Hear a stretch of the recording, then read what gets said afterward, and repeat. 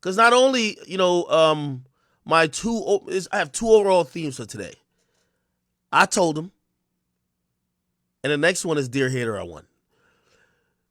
So let me tell you what happened with this venue right before. Like, the show was almost gonna get canceled again. And by the way, if it had gotten canceled again after the first time it got quote unquote canceled, y'all would have been like, all right, man, Atkins is trapped. All of the people who watch me, and I hope it was just all supporters who were tuning in, but people hate watch us, right? People from these other communities or people who want to build narratives, they watch us too, and they're hating.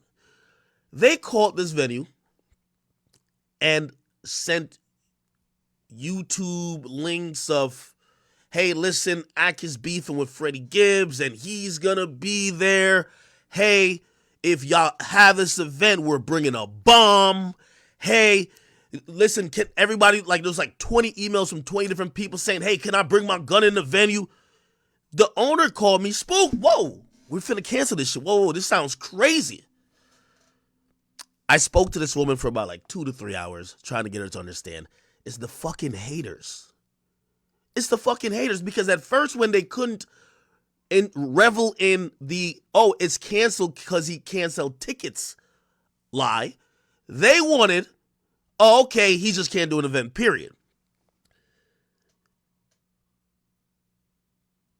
Which is so ironic, because if you think I can't do an event, why would you try to get the venue to cancel it from threat of violence? You know what I mean? Just let me do it.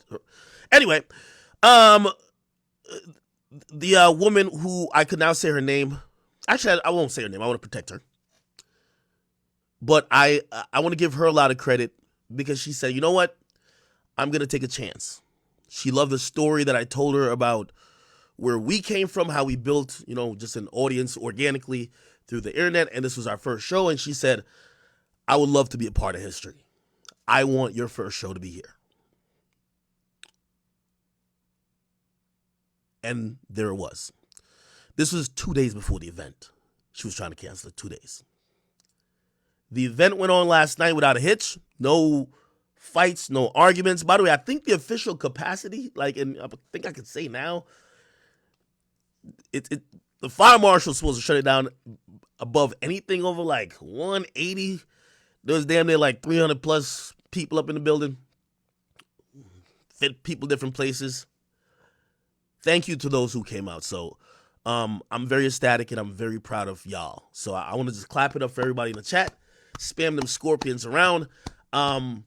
Very happy at the turnout. Very happy at meeting some people flew in from Canada. Some people like Suits, even my man Southside Chief, he flew in from Minnesota. So many people actually came a long way, but also there was a lot of people who locally represented as well. So appreciate all of you guys.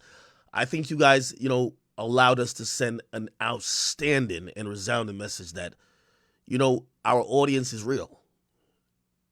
It's not just like this online community we could mobilize. So super happy about that. Hopefully the hating will stop a little bit, but it probably won't. You know what I mean? Again, the most frustrating part is just people trying to get the event not going on. But hey, to each his own. Okay, to each his own. The next city, and yes, we are not stopping. We are not stopping. I'm going to be doing an event about every 3 or 4 months. You guys are going to pick the next city that we're going to be coming to next, and I'm very excited about that. Yeah. Okay, so I'll give you the breakdown of the whole event. We didn't work with a company on this. This was just me, my assistant, Leaf, really just us. And setting this whole thing up. And by the way, salute to my man, I'm Devin too. Like, he did graphics that were kind of in the building. And actually also Verselli too, because he definitely had some of his artwork there too, which was great.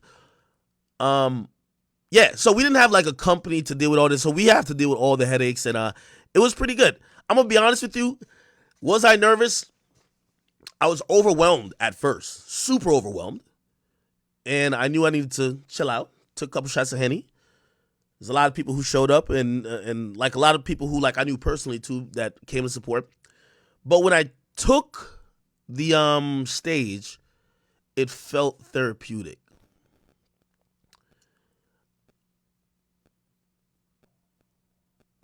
I could tell you this now because I think I was a little bit too pussy to tell you before. A big part of me doing this was me trying to put my foot in the water for stand-up comedy. And if you guys were there at the event, even though there was couches and shit, I wanted to try to do like 5-10 minutes to see, you know what I mean? I just love stand-up.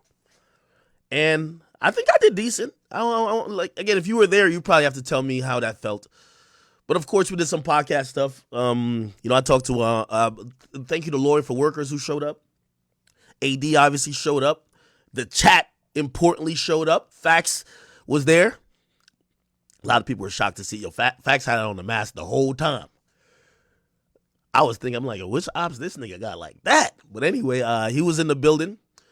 I was very happy to have him. And by the way, he had a lot of people with him that Fax got like a little loyal support group. So support the Fax and salute to him.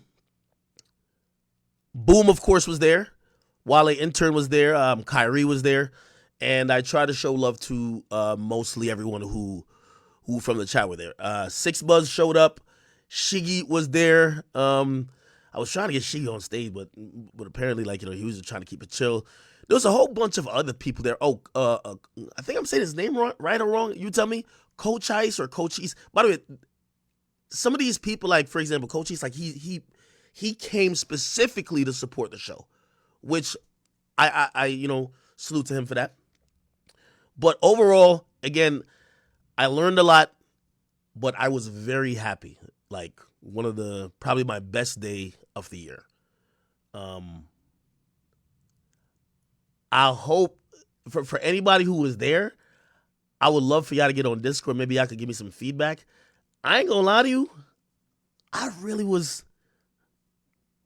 trying to hit that comedy shit, man. I really wanted to just do stand-up for like my initial plan was I'm gonna do stand-up for 30 minutes. But of course I wanted to keep shit moving as well. All right? Give me 1 second. This is okay. Who else is there? Somebody said you were to do that one $300. Yeah, I gave away like $2,000 on stage. Yo, Boom. My bad that you're not here because you should have been just sitting right next to me. Boom, if you could get on Discord or whatever, that would be dope. For anybody who did go to the show, please get on Discord or something like that. We should just start by talking it and kind of having a little bit of feedback off of that. By the way, yes, we're going to do some topics, but, yesterday I just feel like was almost like, collectively, and by the way, even for the people who couldn't come, there was so many people just sending me well wishes and hoping it went well, and like I could tell that you guys, like for everybody else who wasn't there, you guys wanted it to go well. That you know what I mean, because we're like a collective group. You know what I mean, and I don't want me to be embarrassed, and I don't want us to be embarrassed. Yo, what's up, Kyrie? Yo, what's good, yo? What's up with you, man? Doing good, man. Fax is in the building. Good, man. It was fun, man. How you feeling? Hey, I like it, man. I'm gonna be honest with you. Let me compare it to something. When was the last time I was in front? I love live audiences, but I can't remember the last time I was in front of a live audience. But I'll definitely say the last time I was in front of being there last night, and I think it's because it's just the chat niggas. Clearly, it was easy to make people laugh, I think. You get what I mean? Like, people were laughing way more. So I think I was funny last night. I don't know. Universally, thank you for the $50. Thank you. He says, I appreciate all the love at the reveal party and show. I hope you like the gift. Hold on. He said, hopefully we can help with the merch. Of course, my brother. Thank you, Verselli. Yo, so what did y'all think of the show? You tell me. It was fire. I like how you went on like a stand-up. You was doing a lot of stand-up there, bro. It was kind of cool. Did you notice that I was trying to do it? Like, I wasn't trying to like make it obvious. You know what's crazy? Like when you started, I feel like you was testing the waters. Once you seen the crowd was fucking with it, yeah, that was just your bag for the whole show. Yeah, like, that was your bag for the whole show, and you was cooking. So yeah. I kind of seen it. Yeah, nah, for real, for real. See the love though. That shit was crazy, man. Nah, for real. Like it was super engaging. I ain't gonna lie, nigga. I felt like I was Dave Chappelle out there, nigga. Fuck all Yeah, that. I know. I ain't gonna Yeah, lie. that I shit knew was you was in lit, your bro. Dave. I knew you was in your Dave Chappelle. I was like, this Hey, nigga think he Dave Chappelle up here, nigga. hey. So you know, I named it a variety show, but yesterday made me realize that, and you know, I did apologize at the end of the show to the people who came there because, you know, obviously with the cancellation, there were some special guests I was kind of lining up, and I wanted a performer as well, but that's all good. Um, Going forward, I kind of know the format that I kind of want to do. You know what I mean? I think I should probably do like just watching from yesterday. I'm like, yo, there's a comedy section, there's a performance section. It just has to be a little bit more organized for me. You get what I mean? Hmm. But I had fun. I had It fun. was Yeah, I cool. agree. I feel like it just got to be more organized. But yeah, it was fun though. Yeah, yeah. For some reason, and I guess like maybe it's just because it was a chat out there. Like I don't know. It felt like kind of being on stream because everything I was saying, I don't know. Maybe y'all was just fucking with me too hard, or like the chat. I mean, Nigga, like people yeah, that nigga. came, It's nigga. exactly like that. I was cracking everything I was saying. Niggas was laughing. I'm like, all right, bet, nigga. I'm feel like a comedian out this bitch. Yeah, once you got them, like once you did that, it was basically you could say anything, bro, and they was gonna fuck with it, bro. But it was all about how you started it, and I think you started it pretty with the stand up. You did it pretty good. So Yeah, and that's why I also didn't want to call it like a podcast, right? Like I wanted a hmm podcast element with y'all because like we do kind of like this roundtable shit right here where we're all just kind of kicking it and we're kind of going back and forth about whatever topic. I love that, right? But I also that's why I think I left the stage. I wanted y'all to just kick it. You see, that wasn't communicated too properly, and I should have let y'all know the game plan beforehand. I wanted y'all to, you know, what y'all doing in VC these days. I wanted y'all to do that about any specific topic. Um, but I didn't want to be there to kind of overshadow it. You get what I mean? true. No, yeah, we hear you. The mics gotta be right for that too. You gotta do like sound check for sure. Yeah. Again, that venue, see, that's the thing about like us moving venues. That venue is really a theater performance center, right? So it's supposed to be seats that going down.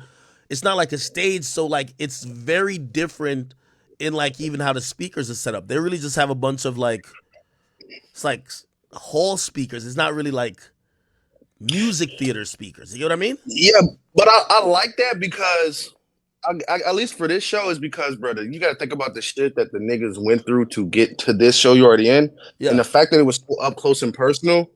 I Oh feel yeah, like if yeah, he was on yeah. the stage, yeah, you know what I mean. And That that's a was the fact. coolest part It about it. felt good because it felt like everybody wanted to make it feel like home. You know what I'm saying? Yeah, it was like we was That's what I'm chilling. saying. It felt like It a was chilling. family event. Like, you feel me? Like, Yeah, that shit was Yeah, fire. I ain't gonna cap, Yo, bro. yo, I'll admit that. Yeah, that's what initially when we were trying to figure out how the hell we get like, because we had to put additional seating in. I didn't realize like it basically was like it was almost like some fireside shit because it was like you pretty much surround the person on stage in a sense. You know what I mean? yeah. So it's Yeah, definitely up close and personal. I really liked it. I really liked it, man. I really liked it. that So So shit do it Yeah, like was bro. one of those like packed, nigga. performances where the artist like does like just a few records like the B sides. That's what it felt like. yeah, yeah, You know yeah. what's That shit was you packed, know what's bro. funny? You know what's funny? Remember, literally like what was it? Like 30 minutes before the show, we was in the studio where we at right now, or Mm-hmm. where I'm in right now. We was in the studio, and he was like, "Man, it ain't gonna be no line. It's probably gonna be like 10 niggas there waiting in line." Yo, I And Fuck promise out then of you. here. when you That got shit there, was nigga, the around the line block. was wrapped around, nigga, and he was like, "Bro, you Around the damn near block, out in tears, nigga. bro." Yo, you know what's the So funny thing is? hmm, All right, and I said this yesterday. And by the way, even though like you know we knew all the people who bought tickets, and by the way, we hit everybody up that they could have RSVP'd because you know they got the cancellation email and all that type of shit. So we hit them up privately to make sure they were RSVP and that if they weren't coming, we could give their seat to somebody else type shit. You get what I mean? mhm. And we had a bunch of people like RSVP, but I still ain't believe that all them niggas was coming. I was telling everybody with me, I'm like, yo, whatever niggas is saying, expect 1/4 of that in terms of audience. So, nigga, I ain't gonna lie to you. I was expecting like 70, 75 people. I was gonna be like, yo, y'all all bunch up. Yo, let's take, yo, grab all them niggas' phones over there. They about to take a wild picture. Take this That's what angle, made it and so nigga, we fire finna though, because rock. nobody was tripping on the seats at all. Like Yeah, nobody even cared. Yeah, Like they didn't even come up.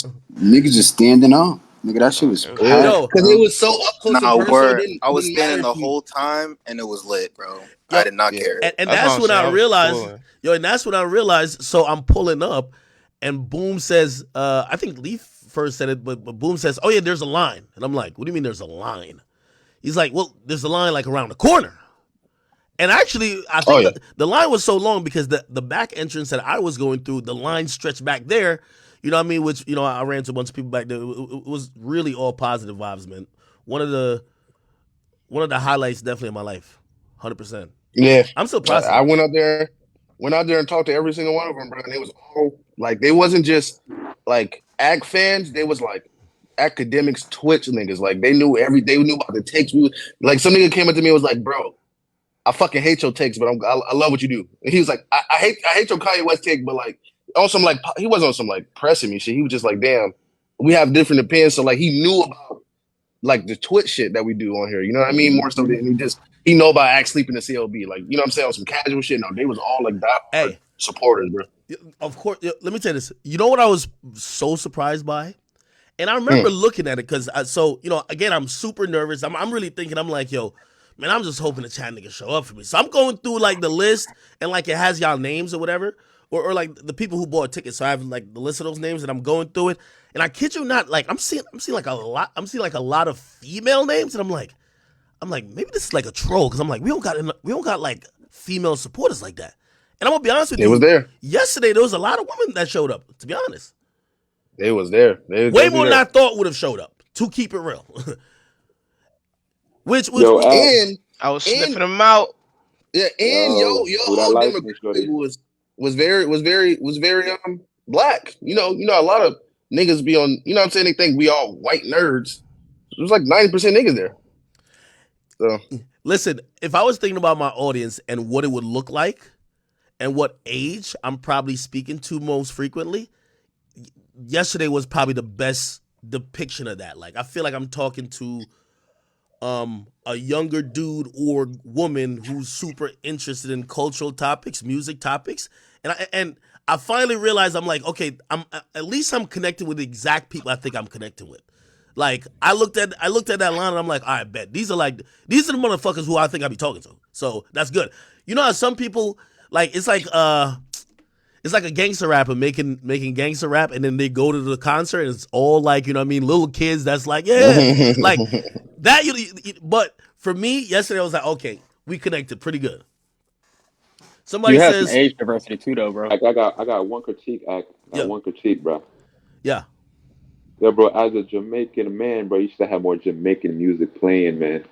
no, The no. DJ was Jamaican, was playing no reggae music. Oh That yeah, was I didn't give him. nah, fuck. he was Hey, the playing some last island last was music. Nah, storming in there, nigga. He that's was not playing some reggae. island music. That's He not was reggae. I well, he was mean playing reggae reggae, but music. he was playing some Jamaican things. He was. I seen his playlist. He was. I ain't Last gonna act like he Last was. Blast is not Jamaican, by the Yeah, way. No, You know yeah, what's you going got. on. We wasn't Anything, trying to turn bro. this shit to carnival, nigga. no, no, no, Yeah, no. but Nah, we but you got to realize, like a lot of the people that came to the show, they hip hop heads, so they don't all want to just hear reggae. They want to hear, you know nah, what I'm but saying? They you would relate to, you know what I mean? Hey, you by the You way, sound wanted so some drill? familiar What are with you the gonna show. do? by the way, honestly, so man, it was just so many moving parts, and like honestly, I was just trying to make sure this shit didn't get shut down the day of, right? Like I felt like, niggas be hating so much. I felt like somebody was going to try to do some crazy shit to get the shit canceled. So I was like, all right, I didn't even communicate with the DJ. I had everything almost written down or like wrote down in terms of how I wanted to go, but that was for the original show. When the original show got quote unquote canceled, I said, "Fuck, bro, we're just gonna have to wing it." So I ain't tell the DJ shit, but the DJ he be in the Yeah, chat. He's in the chat. The DJ's from the chat. Like he's yeah, probably he's in Yeah, there Busy right Bee. now. Oh, I was no way. I talking didn't to even him. know that. The I was Nah, DJ's telling from he's him the to from play the chat. some chat. reggae. I He was telling him to he play he more reggae, but he was like, yo, just he chill out. streams on you know what's crazy? He streams on Twitch and he Uh-huh. DJs for like 6 hours. That's that And in-house and vibe, man. you know, he said he was like before this show even happened, he was like, bro, I just because I know Act fuck with DJs, like Act fuck with DJs. So I was like, he was like, I want to DJ for Act one day. He was like, I really want to DJ for Act. So when Claudia hit me, I was like, oh, I know a DJ, no outsource nigga. He a chat nigga. So I Yeah, was yeah, like, yeah, yeah. get this nigga. No, Yeah. So no, of course. Nah, That's he did his fire. thing. Nah, he definitely did his Hey, thing. He definitely did his I ain't like, thing. I gonna got So lie. one. Nah, I got in-house Nobody one gonna more DJs go. is critique different. though. Nobody's I gonna Nigga, do got one. nothing crazy or nigga, what? foul.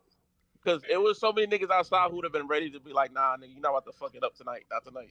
Yeah. Oh, That shit was gang. nobody was going for that nigga. It was Crazy. It super was peaceful nothing but vibes. love there. Super peaceful Yo, and vibes. shout out A to lot of the love. niggas that came early You said to what? help with shit too. Like my boy Troy, who else? Enzo.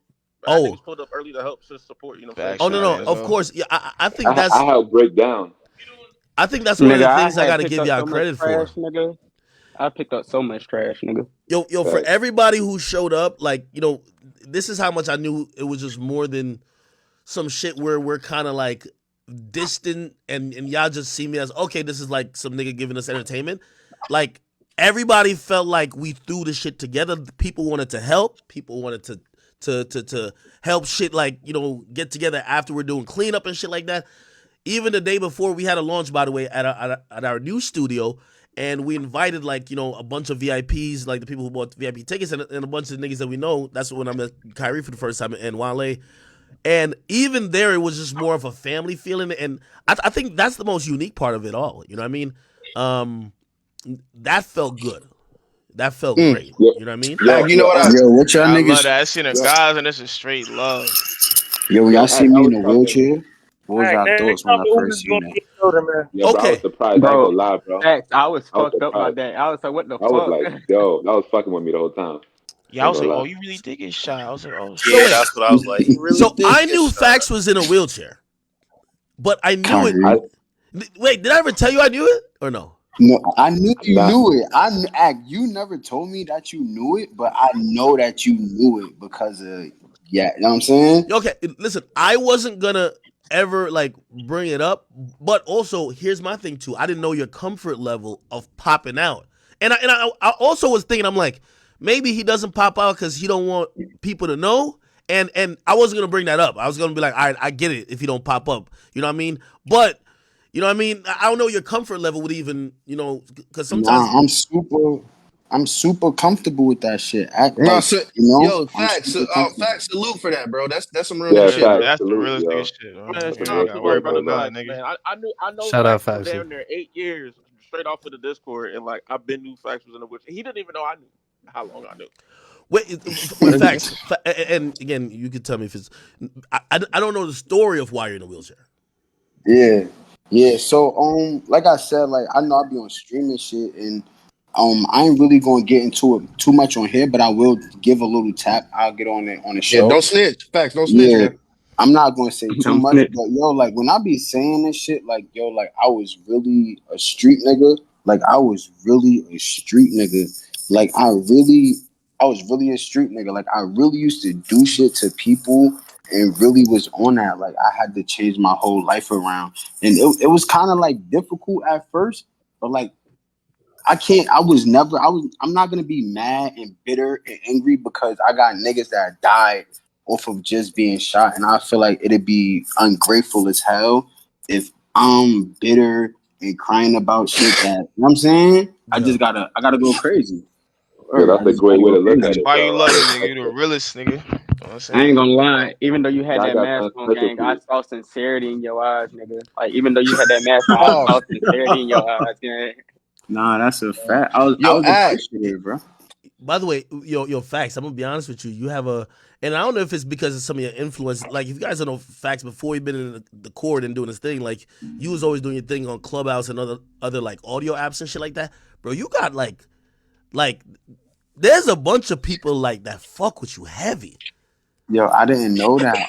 I didn't realize that, bro. Like I didn't realize that, bro. But people really love me, bro. That shit Bro, is I thought crazy. CEO really worked for you, nigga. Like I was like, I bet you had No, that nigga yo, hired and That everything, nigga. That nigga came with a suit and all that. I was Oh like, yeah, oh yo, CEO. Shout out shit. CEO, bro. Nah, nigga shout was out paying the shout CEO. out He security was for him, chilling. bro. CEO, bro. Yo, Yo, act hey, that nigga CEO came all the way from Canada on a Greyhound bus to see me, bro. really? Like Damn.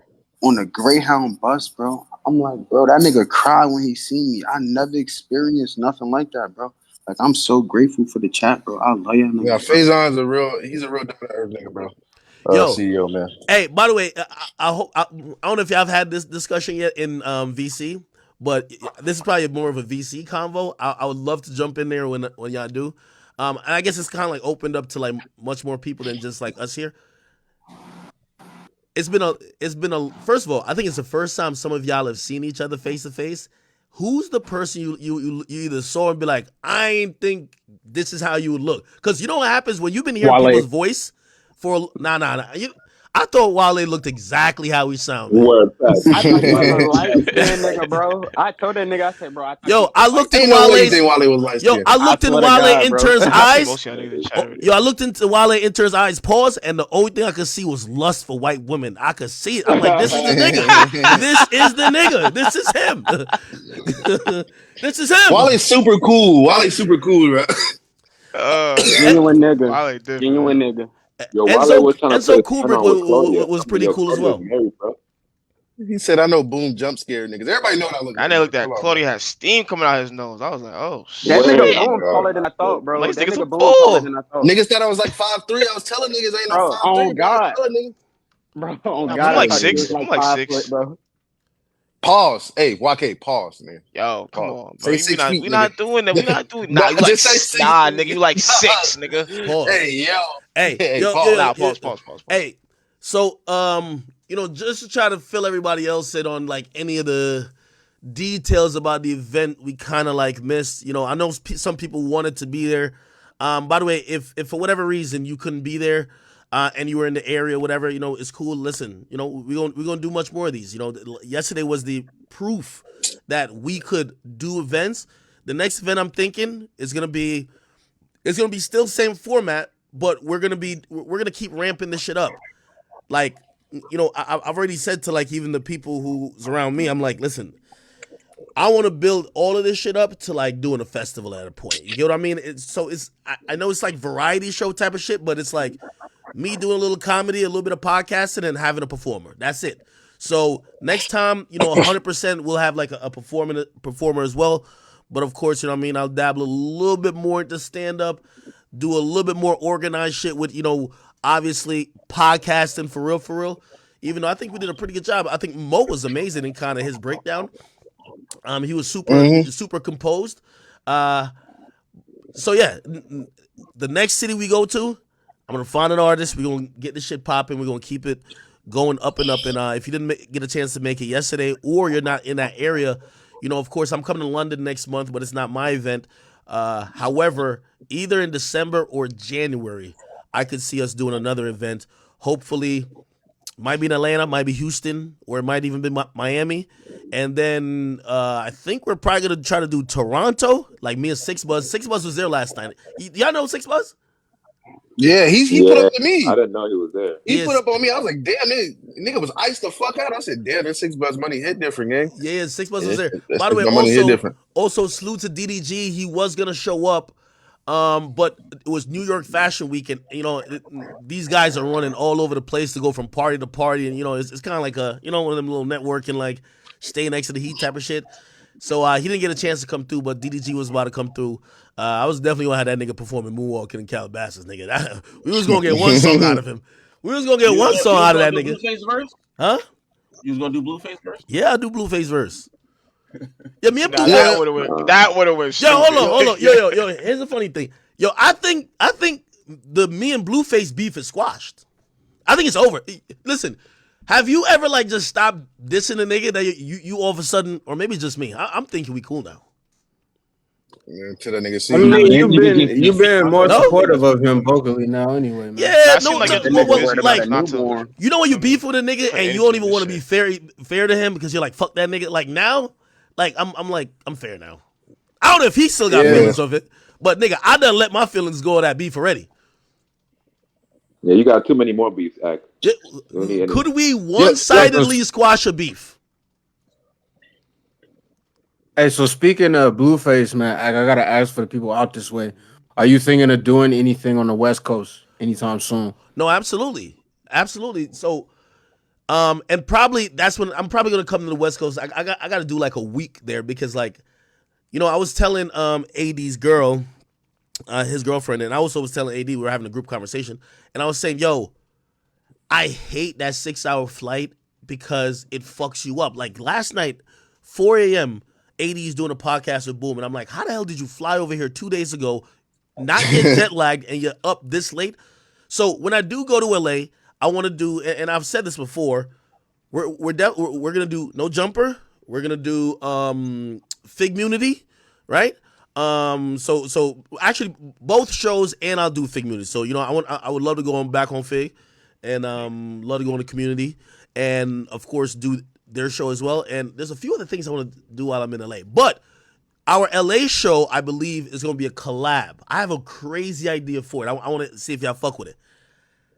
Okay. It's almost like I think I'm gonna bring an East Coast artist or something, and then like they bring a West Coast artist. And I ain't trying to do no East versus West shit, because we all know like historically that is horrible. We're gonna body them. But it's like just showing kind of where like our media brands, have our stronghold at, right? Like again, I would say Community and back on Fig, like their strongholds the West, and I feel like with us, I wouldn't say necessarily it's East Coast. Maybe I don't even bring a nigga from East Coast. Maybe I bring a nigga from Atlanta. I bring Yeah, Gun. you gotta. Yeah, you might have to dip in the Southern bag, bro. Because if you brought somebody from the East Coast, who would you bring? Like, would you go more so old school? Would you do a drill artist? Like, what would you think about? No, honestly, I would just try to like somebody like Lil TJ or something. What's the problem? Does that work? That's true. That's Somebody hard. like Lil TJ. Real. Suits a Bandman Real as well. Bandman Real's from Jersey. Shit, I got tapping with him. But yeah. Yo, Ak, you know what you should have did Whoa. for the stream? You should have brought all the shit that people got you for the like at the show. Like a nigga gave you a badge, he gave you some watch, nigga had a whole bunch of shit. Oh yeah. Bro, somebody got him somewhere. My dude, I'm telling you, when I told you I was beat, my nigga, like pause, like I was dead tired. Nigga, I fell asleep in the off the record studio last night. Like we know. And I woke up and then I went to the other studio and y'all niggas is doing a pod. So, I'm just happy to like I'm happy for us. I'm happy for us. We finally take a unanimous W today. There's not a nigga that could really dull my light today and dull our light to make it look any type of weird type of way. That person would just be strictly a fucking hater. I think today we get our W and shit. You know what I mean? We just got to keep building on it. That's it.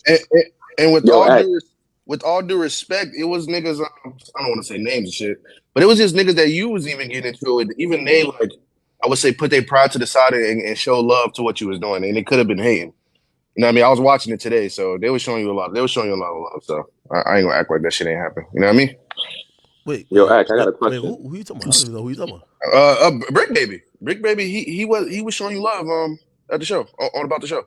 I was really? watching today. Oh, okay. I seen it today too.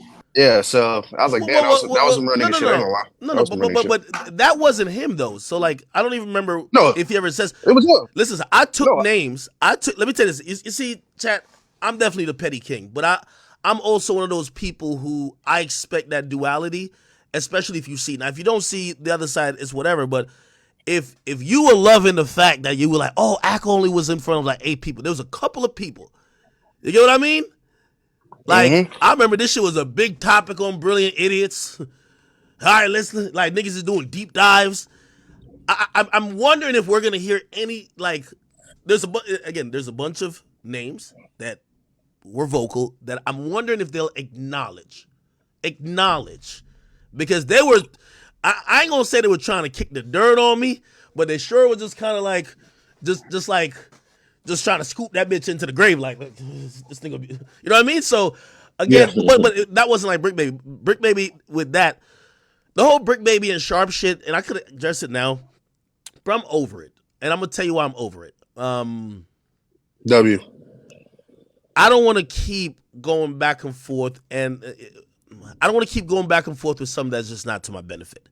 Now I know some people are gonna be like, "Yo, oh no, you're scared of something." Like, listen, some of y'all have a innate want or desire for people just to crash out and whatever. There's no scariness or no fear. Whatever I've said, there is no apology neither. You get what I mean? And I'm pretty sure whatever they've said, there is no apology neither. But I just realized that back and forth isn't helping us. Again, I do love back and forths. But when I realize I'm starting to punch down and I'm helping them, in terms of relevance, like I've never heard this. Like I got calls from people who are in the media space to say, "Ack, why are you beefing with these two guys that nobody else acknowledges?" And that's with all due respect to them. And I thought about it and I said, fuck it. Well, I kind of like doing this back and forth sparring shit. And the person told me, said, you do know when, if you're beefing with the B, C, and D mics over at No Jumper, right? You basically look like you're the B, C, and D mic. You look like you're their tier. So, I got mine off already, right? I only responded because they were relishing in some rumors that was unsubstantiated. I had to correct them, but then I had to add to some sauce to them. And then they responded, and I responded back. But now, how many rounds you want to go? Like, we're going to keep going back and forth because it's only helping you. It's helping their views, helping their relevance.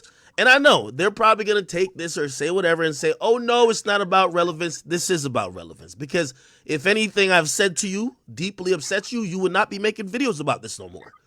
You would not, like, this is content. I get it. You would, if this content isn't helping you and it's because it got real, you wouldn't make content about it. I'm done. I'm down to be done with the content. If you felt otherwise, or it behooves you to do anything else, that is on you. But content-wise, I am officially disengaging from going back and forth with these individuals. Sharp, with all due respect, hasn't had a moment besides the Masika thing for a very long time. Brick Baby, relatively new, has had 0 moments of notoriety or worthiness in the interview space. If anything, he's more of a C and D mic compared to Adam, and Adam ain't even an A. So I'm just going to back the fuck up. You get what I mean? I don't want to be the person who's giving niggas careers, who's helping y'all get whatever goals y'all got going on, who's keeping y'all viral. I would like to just do me, all right?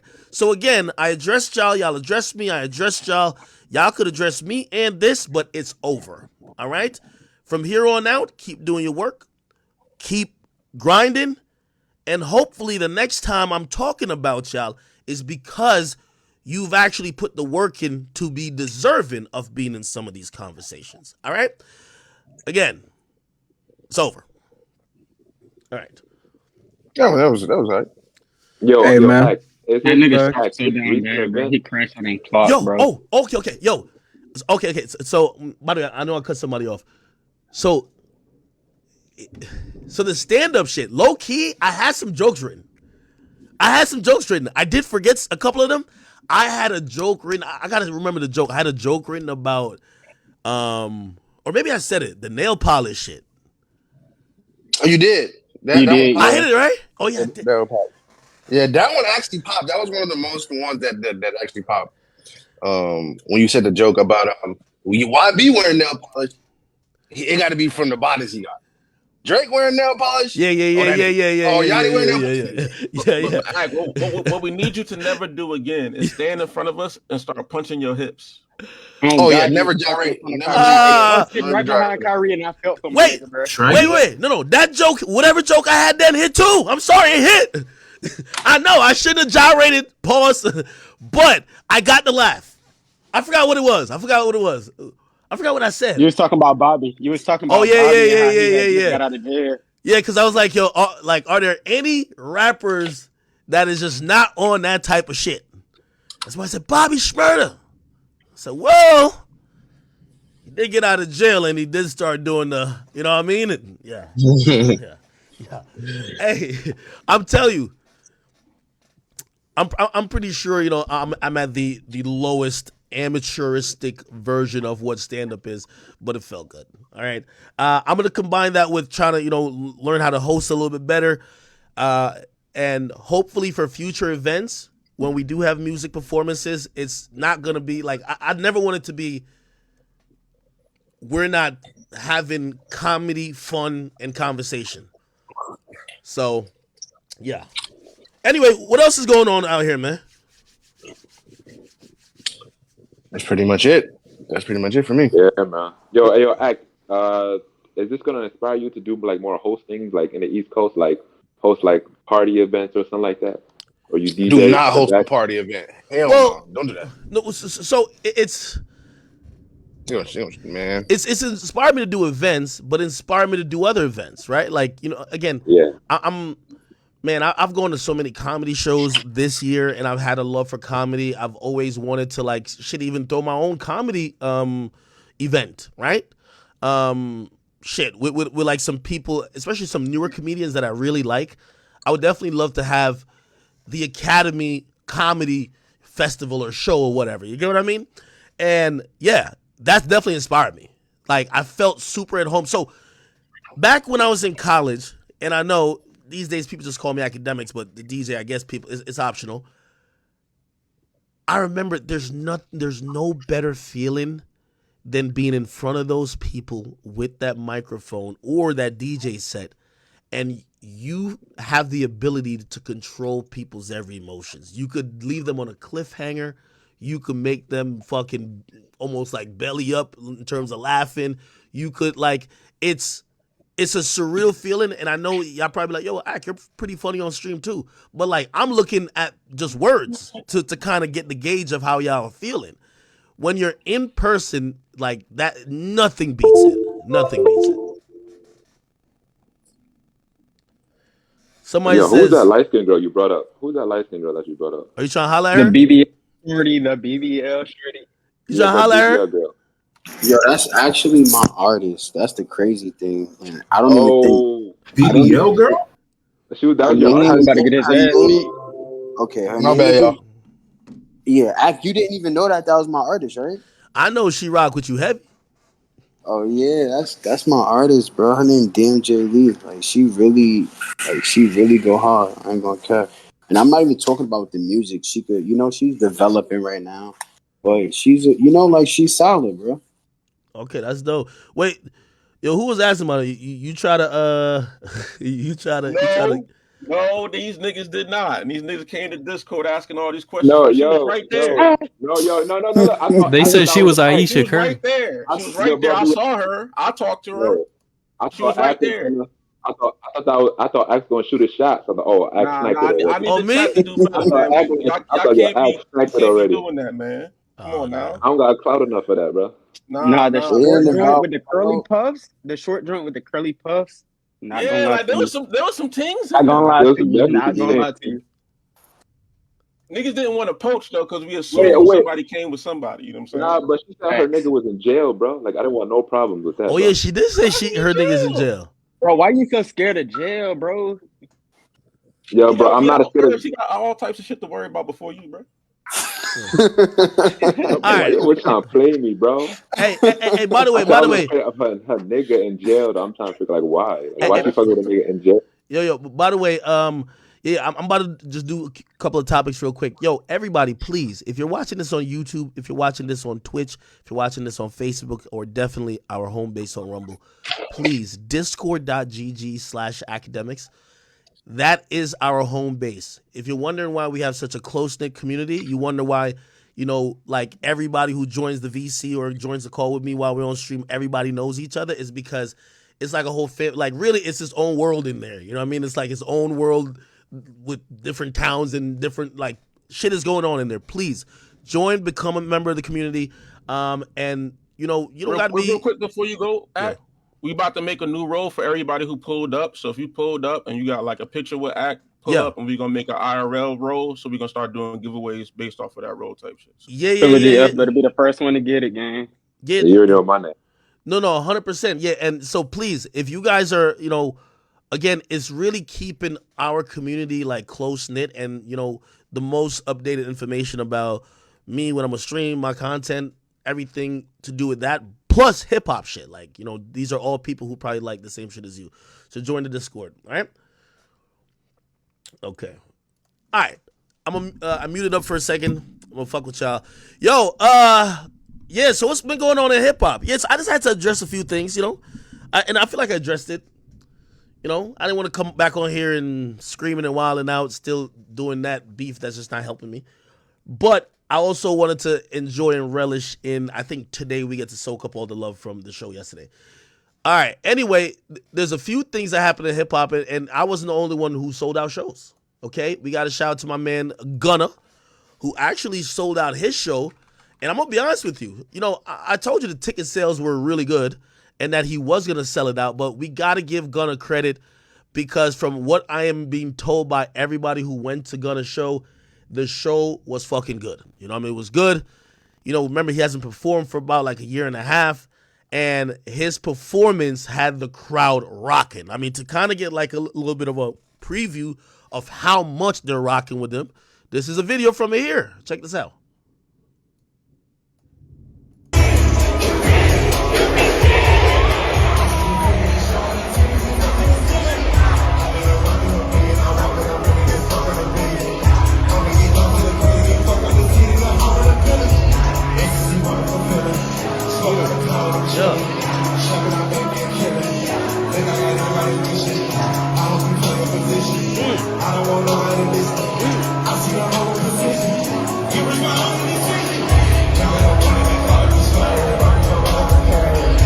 This shit look lit. Gotta give Gunna his W. Listen, whether you want to say he's a snitch, a rat, a mouse, or a mice, you gotta give him his credit. He put on a hell of a show. He didn't bring no one out. I think DDG is the only sole opener. He had multiple looks. He had some Rick Owens shit. He had his concert really set up to represent the theme of his album. You know, his album was called A Gift and a Curse. And by the way, this concert, I believe, was The Curse. And the one in LA was, I think, The Gift. Regardless, some more video. Some more video. Let me see. Okay, that's Money Bag Yo. He also had the Free Thugger sign up. Or Free Jeffrey.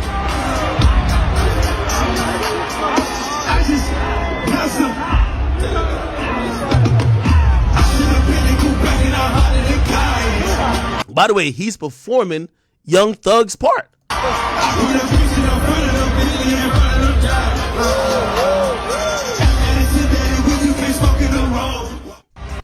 Hey, I'm going to just be honest, man. We got to get that man a W. So, again, I know some of y'all felt like, you know, at times maybe I was either unfair or unnecessarily hating on Gunna. No, I never said that he was never going to have a career afterwards. By the way, I think he's doing an amazing job of handling this and continue with his career. We're going to see what ends up happening because, again, his peers ain't rocking with him. But right now, he's doing the best job I've seen of handling that and making the right moves. Like, for example, when 6ix9ine got out and his peers weren't rocking with him, even though he made pretty much all enemies, some of his moves weren't the best, and it kept the conversation on him snitching. Gunna, at this point, whatever you thought, like, and a lot of this album was explaining what he did, whatever you thought about him, you're going to think about him, but now he's making all his actions and his moves about the music. And if the music keeps sounding like this, there's always going to be some fans that rock with it. Yes, are there going to be fans that, you know, just kind of don't fuck with him? Because sometimes fans love, it's like monkey see, monkey do. So if you see nobody with Gunna, or if you see it's popular to dislike Gunna, you might not like, it might make it harder for you to like him or whatever. But I think Gunna he'll have a fan base. Well, how big it will be, I don't know. You know, I've said that for his albums to come in the future. I don't think he's going to be selling like 100K. I think that era is done unless Thug comes back and says some shit, but it doesn't matter. If he could do, this was the opening of the show.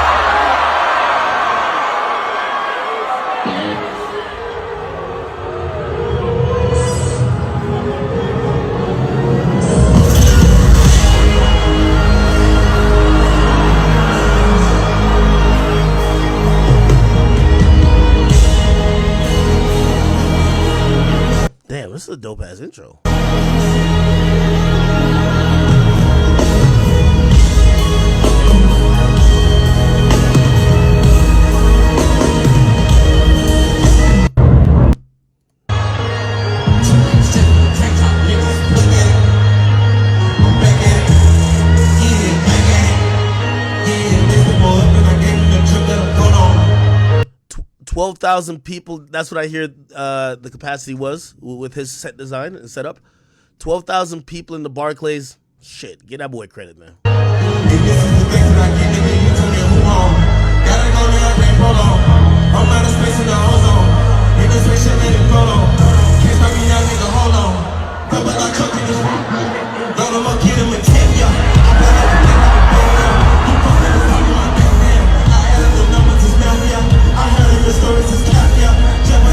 Fire. I like it. Can't even lie. I do like it. Picture of Gunna and DDG. Gunna be looking hella swole.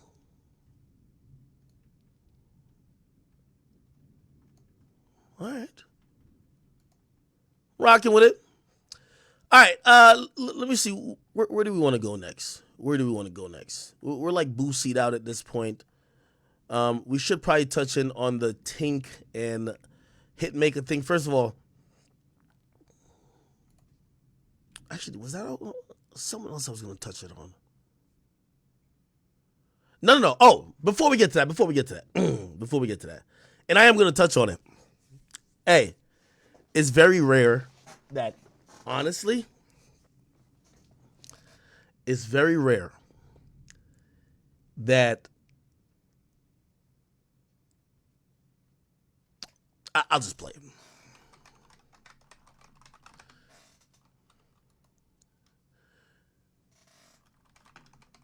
Let me tell you this. Joe Budden is the number one broadcaster right now. And when I mean the number one broadcaster, means on this mic, his words are cutting through and affecting an audience. If just broadcasting and just being able to talk is a skill, currently he's having an MVP season. My man gave a monologue to Taxstone, and I said, fuck, if this wasn't a oral beating, I don't know what is.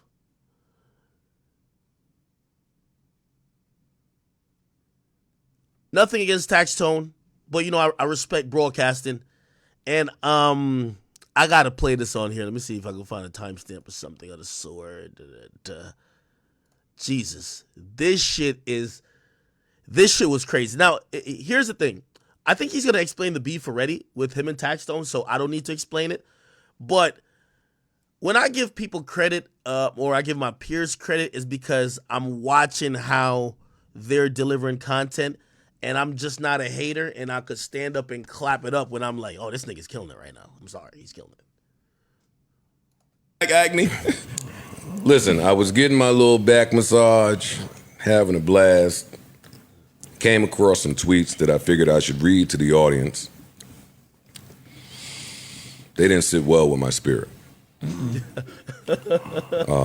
Should we play some church music? Not at all. Okay. Please, no music at all. Okay. I'm going to read tweets from Taxstone.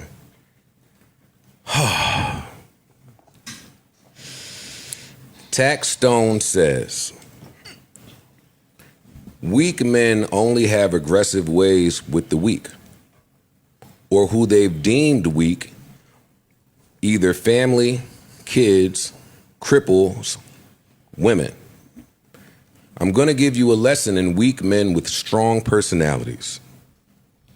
Joe Budden, for instance, clear weak man, only feels comfortable around stupid women or submissive friends. If you can't challenge Joe Budden mentally, you can't be his best friend. Anyone to challenge his Machiavellian ways can't be amongst him. So if you see people hanging around Joe, just know they're piss dumb or as feeble as Mitch McConnell, who I don't know why they keep letting Mitch McConnell speak at a podium. Why they keep letting him outside? They got him again. They got him again. They You need seen to him? leave him in there on the charger and just let it go.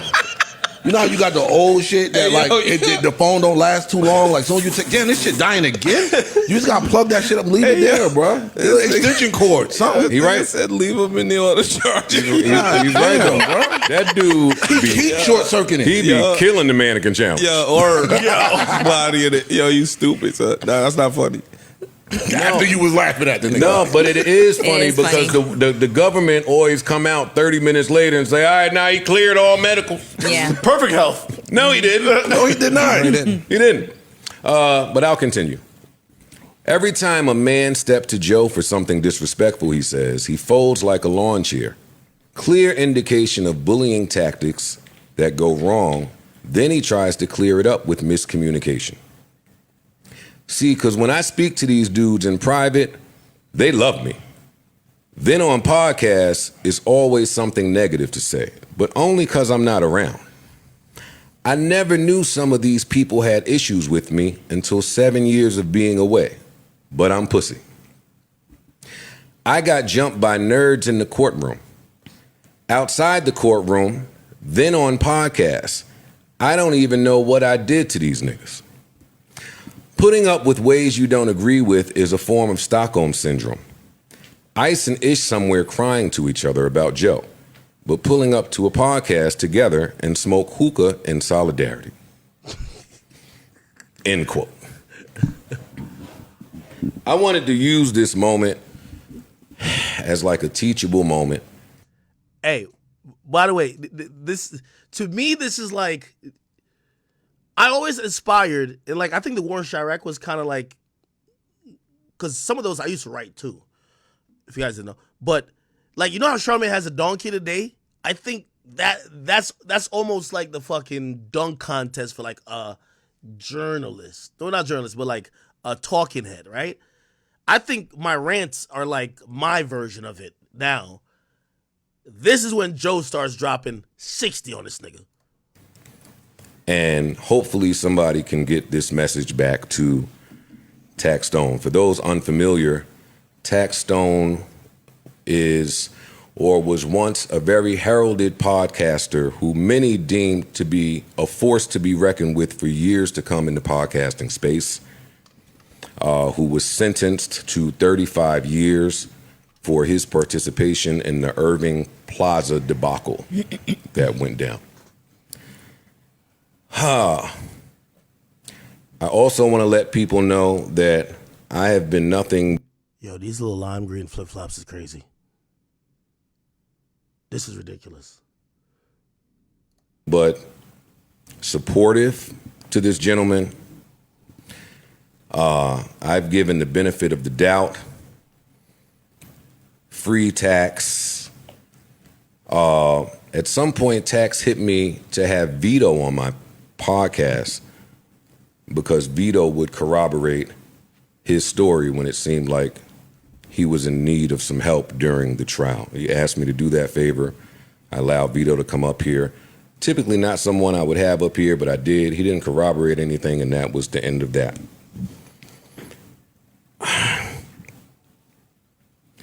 I never, ever get along with you pseudo street niggas. Like the pretend street niggas.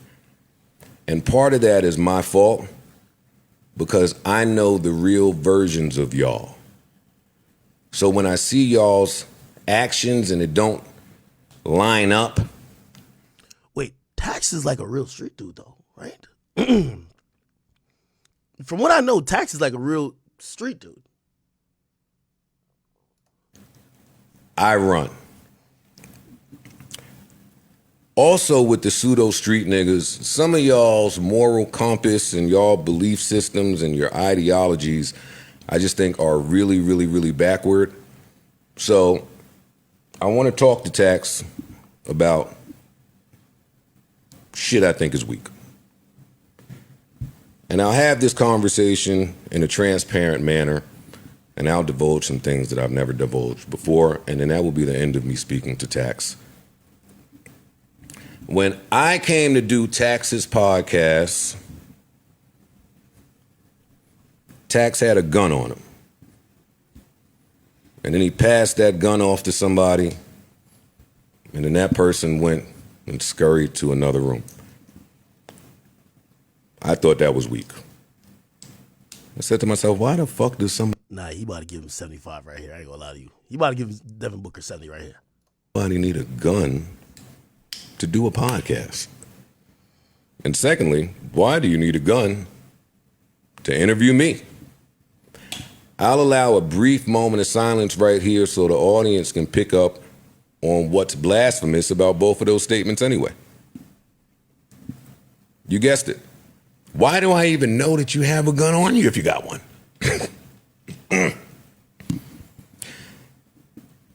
But you hype-deprived street niggas tend to overcompensate, and y'all scared the shit out of me.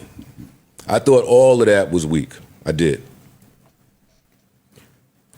Then, right, what happened after that? What happened after that, after I did that part? Oh, shit, wait. Then Charlemagne granted you an opportunity. And I watched you get sunned out. I thought it was super weak. But hey, to each his own.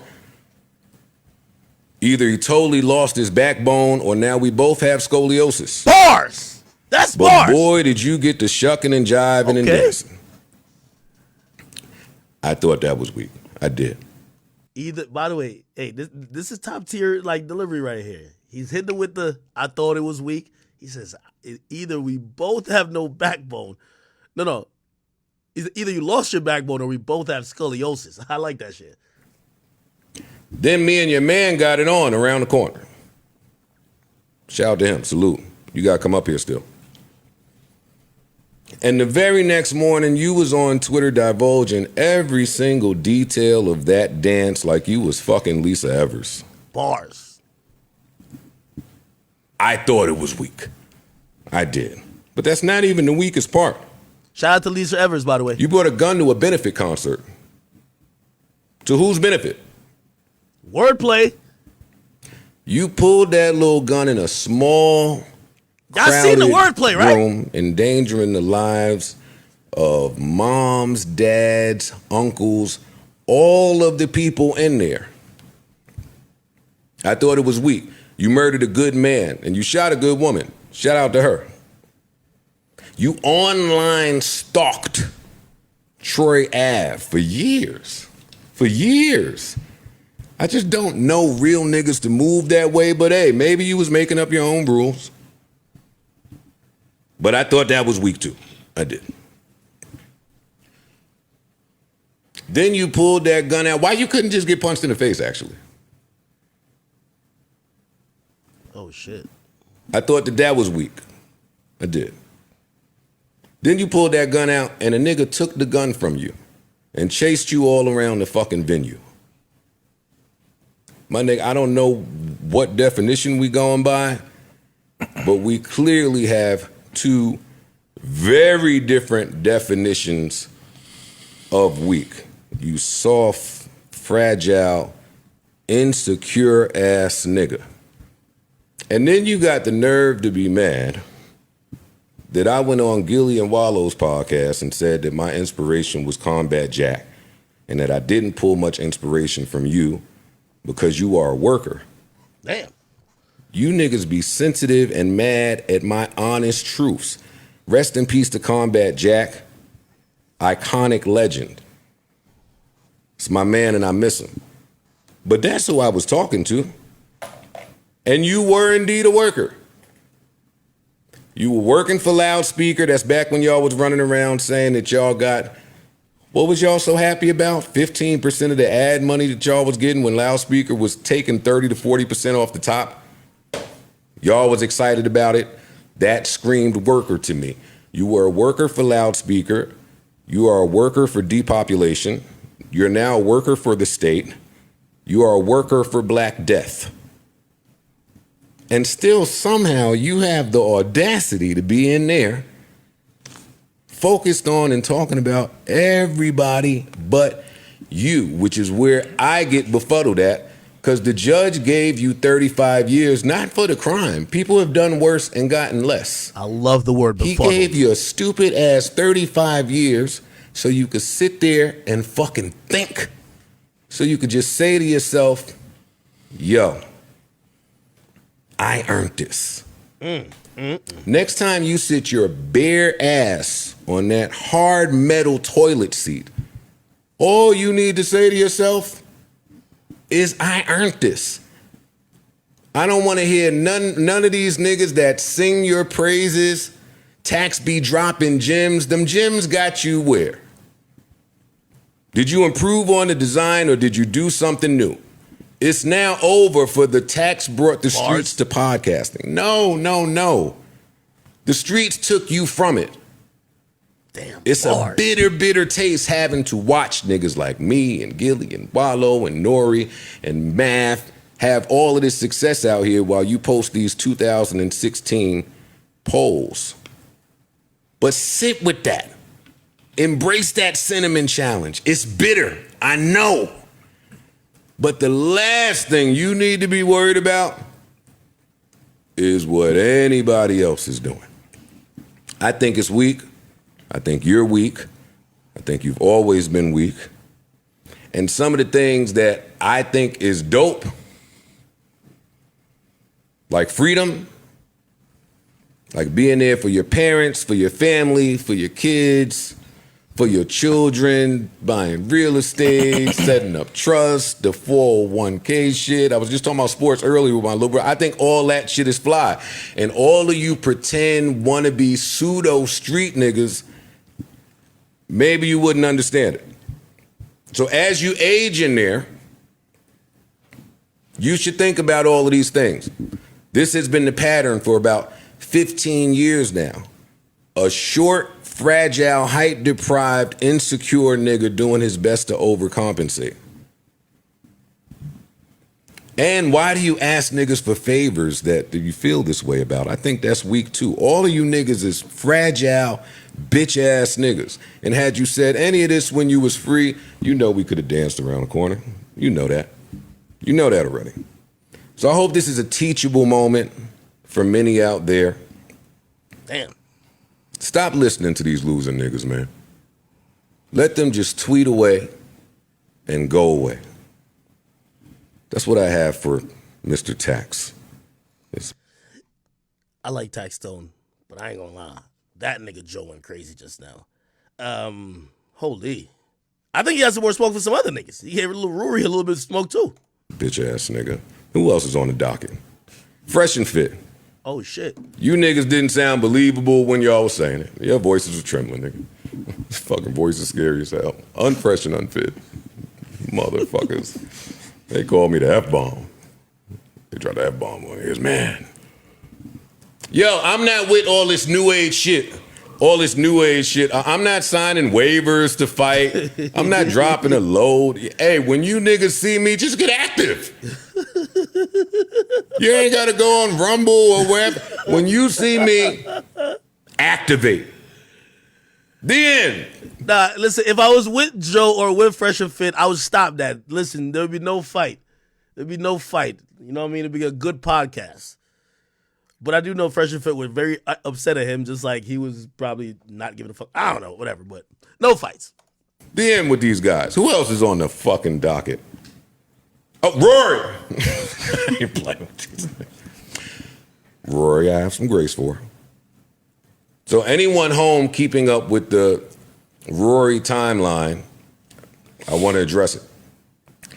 I have not said a word since our bare minimum exchange. For the people keeping score at home, Rory went and did the Fig Munity podcast and kicked my fucking back in like he does every single time it's time to sell something. He tried to do the same to me. I told him I ain't playing. And I said not a word. And I'm still not going to say a word. I'm not doing any exchange because it's just not worth it and you're not built for it. But what I was talking about when I said your name was a fact. Week 2, Patreon. Remember it like yesterday. You remember. Week 2 of Patreon, Maul wasn't showing up, lazy sack of shit. And you said, hey, if he keep not showing up, can we have his money? I thought it was blasphemous. I think that sounds nuts. That's just a fact. I'm not responding to none of your diss shit because I don't pay you niggas no mind. So we not gonna do that. But that was just a fact. I should be able to share my facts without, right?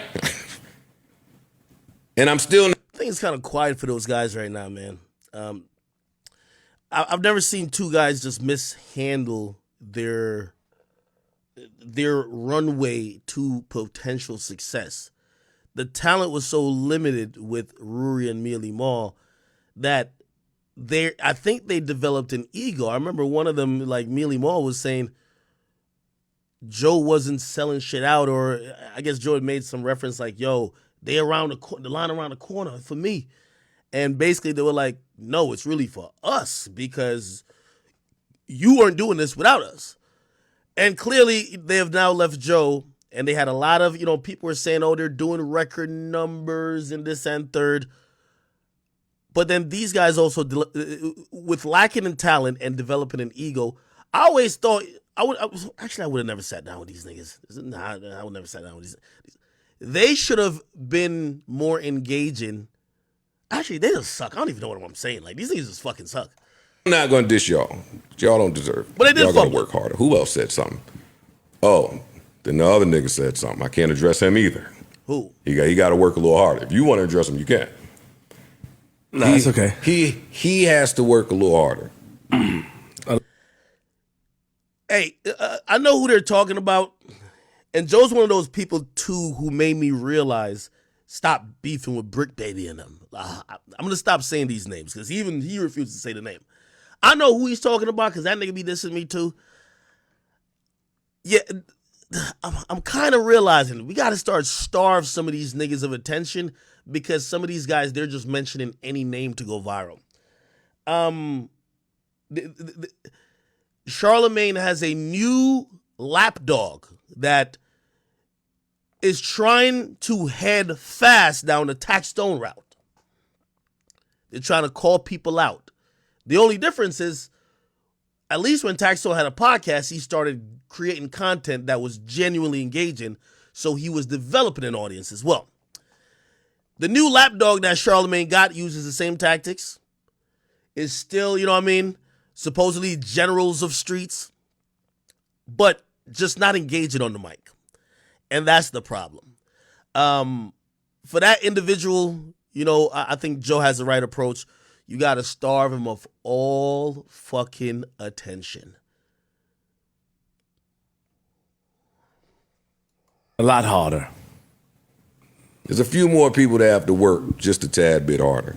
True. So you say a little bit or a lot? Let him work. They got a lot. Yeah, I'm not gotta work hard. Gotta work hard. Gotta work hard. Gotta work hard. That's all I got. I say what I say. Listen, Ice on me. Cam up. Cam up. Listen. Cam up on flip. And I have to be honest with you. When we have conversations as men behind the scenes, and there's a track record of engagement between the two, I'm sticking to what I'm saying. I was raised by some people that are honorable out here. And on top of that, I've been outside myself. When you say certain things, I think a lot of things that people say, sometimes they go too far. And if I don't know you like that, there's no room for apologies in conversations. Of course, a lot of times when you have a misunderstanding online or you meet somebody face to face, a conversation mend things. It's like, okay, all right, it was a misunderstanding. But I'm not going back and forth with you niggas. You niggas is bums to me, dirty. You niggas have not seen half the stuff. I made $1 million off a YouTube video, off of skits, off of setting myself on fire. I was able to. By the way, he's getting that Charlemagne new lapdog, the nigga who basically is seeking relevance by dissing everybody in the space. You get what I mean? And his next thing is about how he's some type of super goon. The takeover. Where have we heard that before?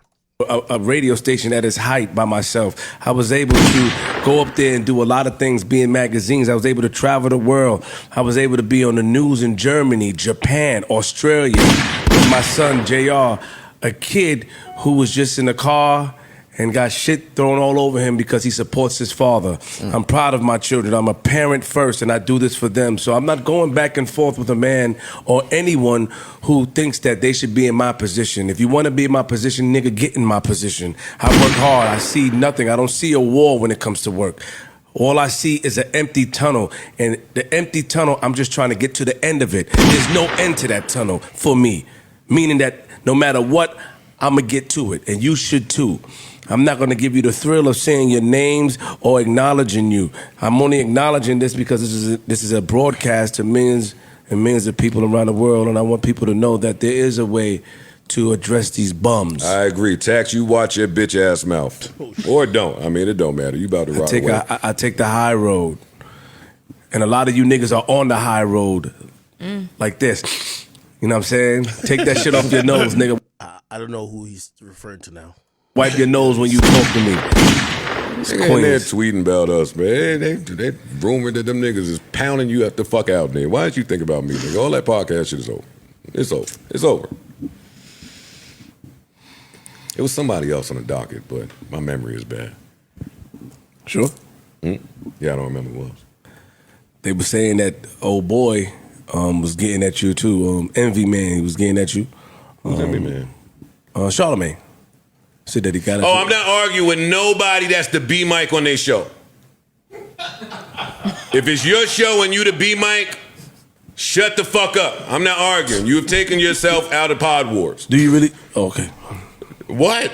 You really feel that he's a B mic? He's the B mic on his show. Because a lot of times when you get at niggas with truth. So I'm just making sure that you really feel this way. He's 100% the B mic. Okay. When he's sitting next to Schultz on his show. He's the B mic. Oh, next to okay. He's the B mic.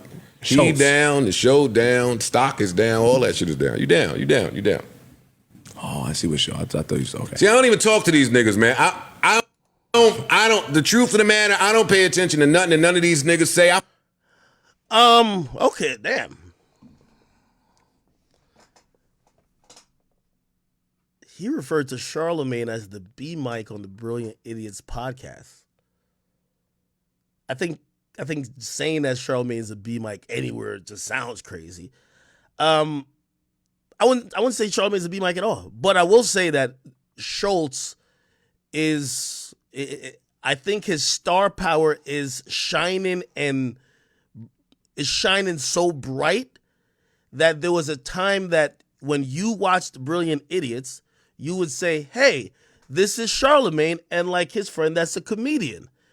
These days, I think because number one, Flagrant 2 is just a behemoth of a podcast and a platform that's leaps and bounds and probably 10 times as popular as Brilliant Idiots. The cachet of Andrew Schultz has risen so much that if you ask me, I look at him as equals to a Charlamagne in terms of what they're both bringing towards that podcast. If possibly he's not bringing more. Charlamagne, historically, the podcast has been like a side thing. His thing is radio. Schultz is heavily into the podcast space till, again, at a time he had like a bunch of podcasts. Now he's settled with just one with Flagrant 2. And I don't think he's doing the heavy lifting in terms of conversation and shit like that when it comes to Brilliant Idiots. But I do think they're equals. I don't think they were equals before. And I think Joe's just not liking Charlamagne to say some shit like that, because at one point you used to call Schultz his lackey. You can't switch up and now say that Schultz is the A mic now. Right? So it's all good. Somebody said stop making excuses. How am I making excuses?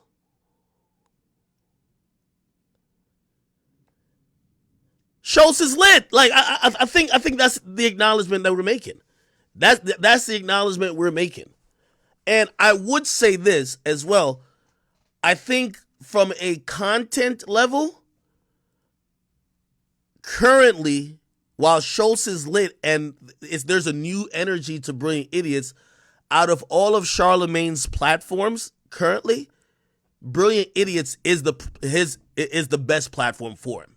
Right? The Breakfast Club is still the Breakfast Club, but maybe we're comparing it to iterations of itself. And I'm not saying it's failing or nothing like that, but I'm just talking about content-wise.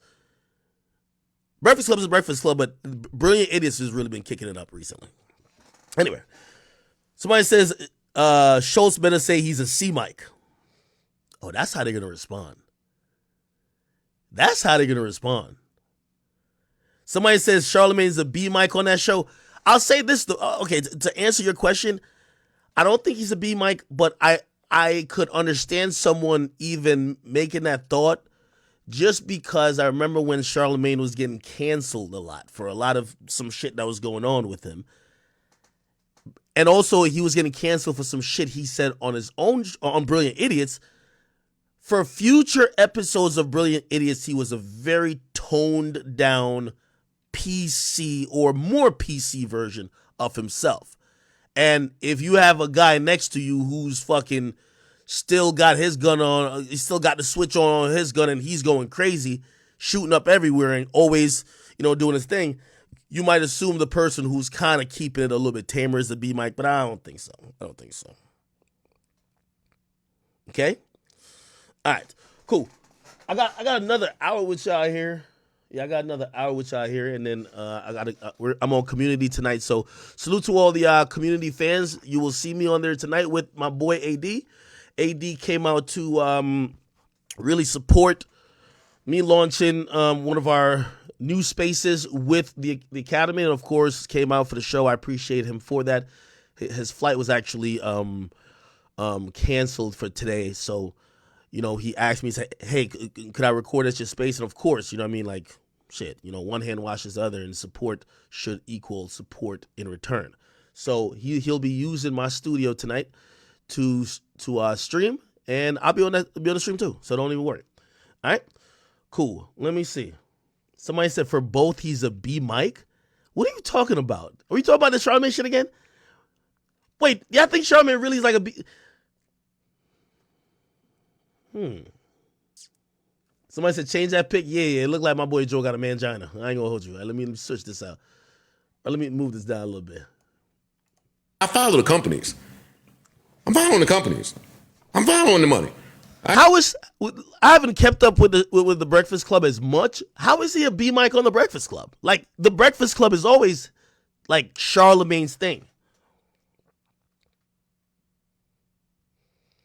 Ime Udoka says Charlamagne is the B mic now compared to Andrew.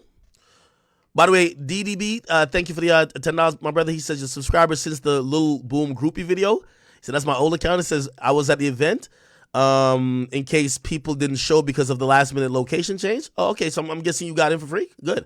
2 days ago, I got blocked from the Discord. I don't comment. They always think I'm white. DDB. So it's like D space DB. If you can, unban them from Discord, please. Steve Lou, thank you for the donation as well. And also 8 and 10. He says, yo, we fuck with you in Romania too, bro. You're the king. Every time I wake up, I check your YouTube for the news. I appreciate you as well. Somebody said, Envy is always the leader with the talks on the radio? No fucking way.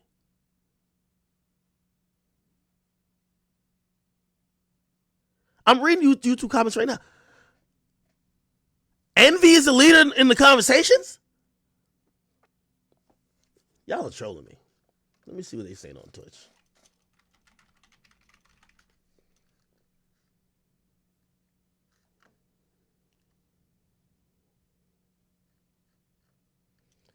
Not because Envy has a few moments that's like whether the box your mouth thing with Tyrese, that doesn't mean he's the lead mic. The lead mic is usually person controlling conversation, the person transitioning, the person setting it up, and usually the person that when they talk, people shut the fuck up. That's usually what's the A mic. The B mic is usually the supporting mic. So that person chimes in and out.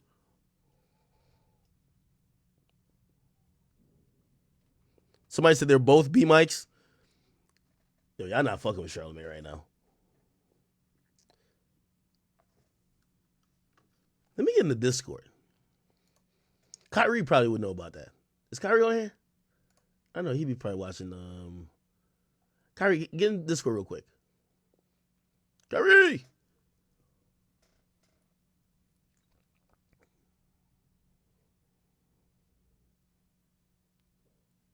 Joe said Envy was the B mic. Well, now he's saying Charlamagne's the B mic. Are they both B mics? Kyrie, what's good, nigga? Yo, I was summoned. What's good? Do you watch The Breakfast Club or no? The Breakfast Club, I do not, but I do watch Brilliant Idiots. So I'm reacting to Joe Budden's comments that he believes that Charlemagne is the B Mike sitting next to Andrew Schultz. What's your thoughts about this? My thoughts on that is like it's hard to compare that because uniquely to the Brilliant Idiots, it's more like a first take type of show structure. Mm-hmm. So they lean on each other. So certain things, it's kind of like a bipartisan thing. It's kind of hard to say. It's just A and B. It's kind of more like a first take, like one versus the other the whole time. And then the B Mike component kind of sometimes comes from my man Alex Media, or like they got other people in the show, and like they got other people who like.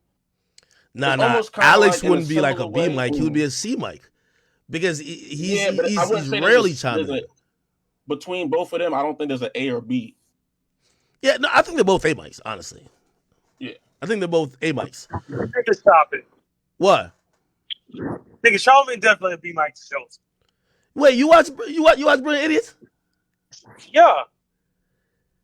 No, he's not. I do have a critique about Charlemagne though. When you watch him on Brilliant Idiots, sometimes it be coming off like he play like a certain role, but like that's like on a political sense.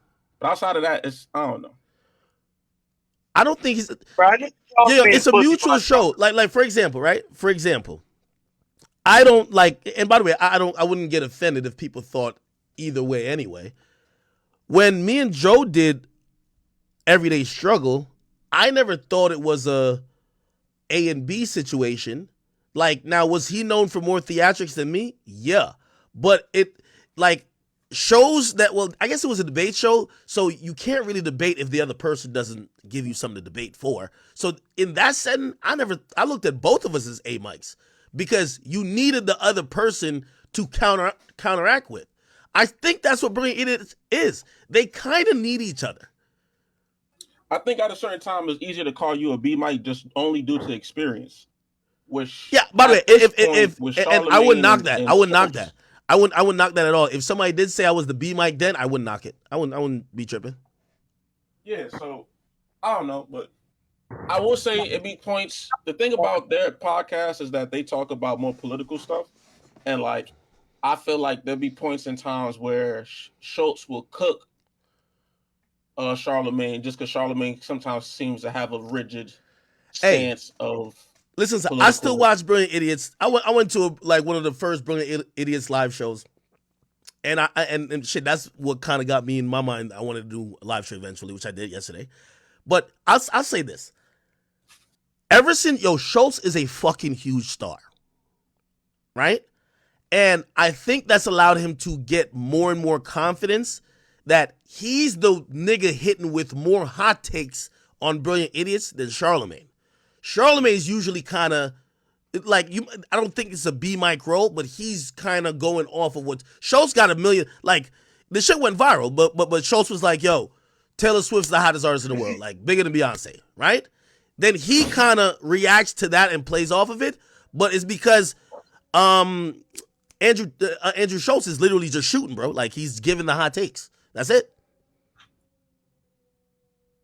Nah, yeah. No, it's correct. Charlemagne changed his image, bro. Bro, the niggas who watch that show. If Schultz left, I think the viewership would go down a lot. But if Charlemagne left, I don't think it changed. You think so? Yeah. To be honest, if you're gonna be real, this is where you could say it's a B Mike situation. Because if Charlemagne left, it would just be flagrant. Literally. That's what I'm saying. Yeah, because what's the name? Niggas were still watching. Okay. All right. I mean, what do you think? What do you think pulls in more views? It'll be black flagrant. Okay. No. I do believe at this point, Schultz is pulling the views. That's just what it is. Like, so that's my question: is what do you like? Okay, if you're looking at like their analytics, right, on whatever platforms they choose to be on, what do you think is getting them the most views? Usually, it's the more. I mean, it's in the name, the more flagrant takes, right? Now, who's providing those and they're not? Yeah. No. I completely get what you're saying. I think this show just historically was Charlemagne wilding. So this is why, like, I don't want to judge it the A mic, B mic thing off of that. And by the way, I don't even know why we're even having this conversation on a serious level. I think it's Joe's being really petty, and Joe is doing the classic thing. This is how I've broken up a lot of motherfuckers good situations. I did it to the Joe Budden podcast at first, and then I hit them over there at No Jumper with it. The same tactic. You feel me? All you gotta do, man, is now having Charlemagne thinking, wait, is this nigga? But I don't think Charlemagne has an ego like that. So it won't matter. Like, the moment I called, like, Ruri a worker, I knew this shit was over. You sure? Bro, like, what ego could he have? Like, I've never... Bro, come on, man. You know them two go back and forth, bro. I'm ready for the pettiness, man. There's no pettiness to happen. Who do you think right now is the bigger star? You gotta kind of define that more. Well, that's a great question. What do y'all look for? Because to me, I think both Schultz pulled out 7,500 people like 2 nights in a row to see him at Radio City Music Hall. Charlemagne is someone who is kind of inching up to late night TV /TV or late night TV towards radio executive kind of like realm, and both of them are huge. I don't even believe that. Huh? I don't even believe that because the show got canceled. Like, respectfully, but I feel like Charlemagne has. We gotta respect the fact that Charlemagne did give Schultz the credibility in the first place for us to even give a fuck about his takes. Facts. And I think it's hard to compare the two because Charlemagne don't do live stuff. So, like, to compare a live audience versus a comedian who's built a whole tour based off of that it's an unclear comparison. But what I will say, though, is when it comes to Charlemagne's presence on the podcast, again, I just think it's him leaning on the fact that he's a legend. Well, I'm not going to say he's leaning on it, but, like, as far as, like, what I look at, it's hard to outrank. Nigga, it sounds like you're trying to mince words. It sounds like you're trying to say that you feel Charlemagne washed up, bro. I mean, no, sometimes he comes off washed up politically because it seems very rigid and a little bit pandery. I don't know. I disagree with that. I think Charlemagne washed up. I think he's washed up. Listen, I disagree with that. But I also want to give a lot of credit to Schultz. Let me tell you this. Schultz, his name is in some of these conversations now. Like, for example, I can't remember what type of, like, it was just some random shit that just didn't have nothing to do with nothing. And Schultz's name was mentioned among, like, platforms like Joe Rogan. It was like, oh, you know, you got to go hit the outlets. You got to go to Logan Paul podcast. You got to go do Rogan. You got to go do Schultz's show. And I'm like, damn, Schultz is on another level now. I think that's abundantly what it is. Andrew Schultz is literally on a completely another level. And I watched this and I called it from back like probably a year and a half ago. Andrew Schultz is positioning himself to have the platform that I don't know if he'll ever scale to size of a Joe Rogan, but it'll be in the same realm as Joe Rogan.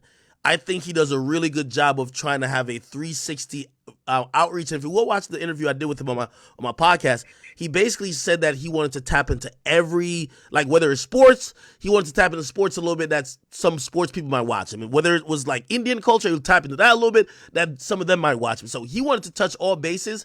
And, you know, I always thought that was his advantage over hip-hop because we kind of stay hip-hop and culture while he does everything. Like, you know, he'll have like a fucking astrologist or some fucking UFO type of nigga on.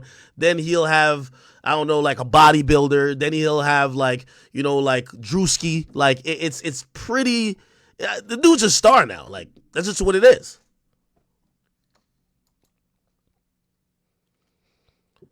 Yeah. That is true. He's a star. I'm sorry. Like, and I think Joe finally got to the point of realizing the dude's a star. But I think he's trying to jab at Charlemagne, hoping Charlemagne has an ego that he gonna get in the, because how did Charlemagne did Charlemagne diss him recently? What'd you say? Did Charlemagne diss him recently? Nah, but you know they go back and forth about that list. Let me see. And don't forget, what's the name? Joe went on $1 million worth of game and probably said some shit. I don't know if he definitely said some shit, but he probably said some shit over there. Is it this? Yo, Charlamagne pandering towards bitches nowadays. Let's be honest. I don't think he pandering though. If you mean bitches, you mean the Democratic Party, maybe. No, all right, hold on. I don't think he's pandering. I don't think he's pandering because I think so when I hear pandering, I hear, yo, I don't really feel like that, but I'm gonna just say it because like that's what y'all want me to say. I think he's saying how he exactly feels. What? You used to see Charlamagne say all type of shit. When nigga, you see Charlamagne where you know like a bitch being a hoe or like some crazy shit. And nigga won't say it. Yeah, like, honestly, I think he's going through a lot of changes, man. I think he's going through a lot of like spiritual changes. I don't want to watch him do that. No, spiritual changes and life changes. You do remember that Charlamagne was the guy who used to brag about cheating on his wife, right? Like now, like I knew Charlamagne was changing someone when like he proudly admitted constantly that he stopped cheating. You get what I mean? Like you could tell, like he's just changed. And I think. You said what? I think it's more than change; it's growth. Yeah, it's growth. Yo, is growth a bad thing? Especially if people like some of the more toxic and immature versions of yourself. Man, I think that nigga's lying, bro. I think he's lying to get his female fans to fuck him. I truly think that, bro. You think he's trying to pander to females to get more of a female audience?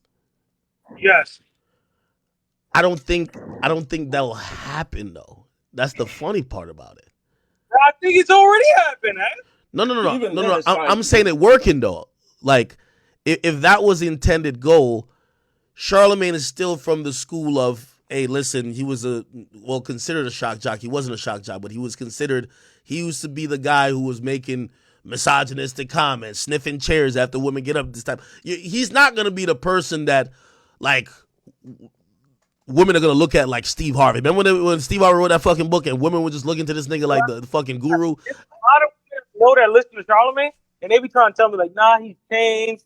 Like, he's not misogynistic no more. It's because of mental health. He always talks about going to therapy. No, bro, the niggas literally finesse a bunch of bitches, bro. I promise you, I promise you. Promise you. Yo, nah. Promise you, bro. Yo, nah, I don't think that's what it is. Like, I heard it from girls, bro.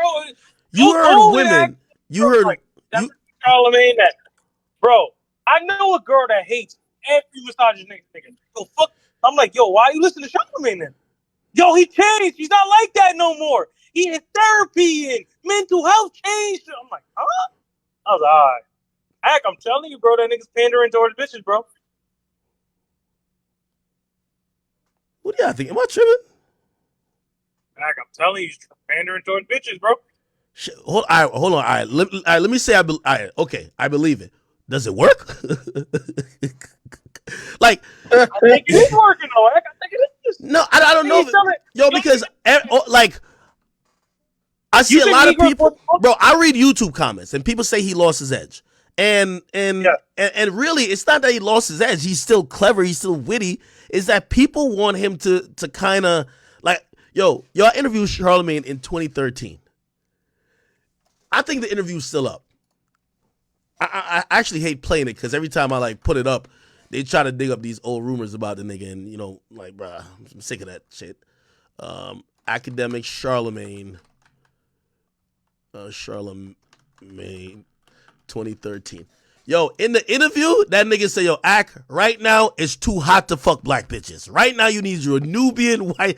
Yo, this nigga was cracking me the fuck up. I had shit like, yo, look, Charlamagne the guy teaches DJ Akademiks how to cheat. Like, yo, that nigga was toxic. I ain't gonna hold you. You feel me? That nigga used to go crazy on Drake. Hey, so keep it a bean. Did you take any of his advice? Well, what on how to cheat? What? Oh yeah. You know, I'm just trying to see did he Hey, did he have any worthwhile advice? Yo, in reality, what I definitely could say is that, I think Charlemagne is the real definition of what being a legend, a one of one is, because he adjusted with the times. Like, imagine if he was still sniffing seats, bro. They would have tried to put this nigga in Guantanamo Bay. So I think he kind of realized, like, yo, bro, you got to chill, tone it the fuck down. And I think that's what he did, just toned it down. Yes. But do you think that that's gonna bite him in the ass moving forward? By the way, I ain't gonna lie. Like, some of the edginess I even came with, even at first, was because I'm like, okay, you gotta have like some type of edge. That's why people like you. And I mean, I still think I have it to a certain degree, or actually maybe a lot, because I be wilding the fuck out. But you definitely do. I don't want to say he toned it down. He just, he just had to pivot a bit. Right. Okay, are you being light-footed in saying that? Because I feel like he toned it down quite substantially, brother. I'm not gonna hold you. No, you're right. No, you're right. You're right. You're right, and I think also he's trying to figure out. He's trying to figure out the way where. Okay, let me go back. If you know the history of Charlemagne, he was an intern on Wendy Williams' show. Wendy got to a point where I think she was about to be sued because she was really low-key calling Diddy gay or some shit like that. And she was about to lose her job or really get the station into some big problems. Basically, she kept her job, or maybe she did get fired. But anyway, she had Charlemagne with her, and she started to do she would chill and have him attack the guest or just wild out on people. And what Charlemagne has been really good at his entire career, right? And even when he's an A-Mike, he is the guy who usually, a lot of times, he loves, like, is good with the alley-oop. You get what I mean? Like, again, from Wendy used to just kind of almost like play the good cop, he the bad cop, right? The Breakfast Club, Angela Yee's like the good cop, and DJ Envy, he's the bad cop, or historically. I think now, he's changed the image a bit, and he's trying to go in a different direction. Should I root for him? I think he'll be the test if you could gain an audience by being toxic, then completely change and gain a new audience. He's going to be the test. How do you think he's faring so far?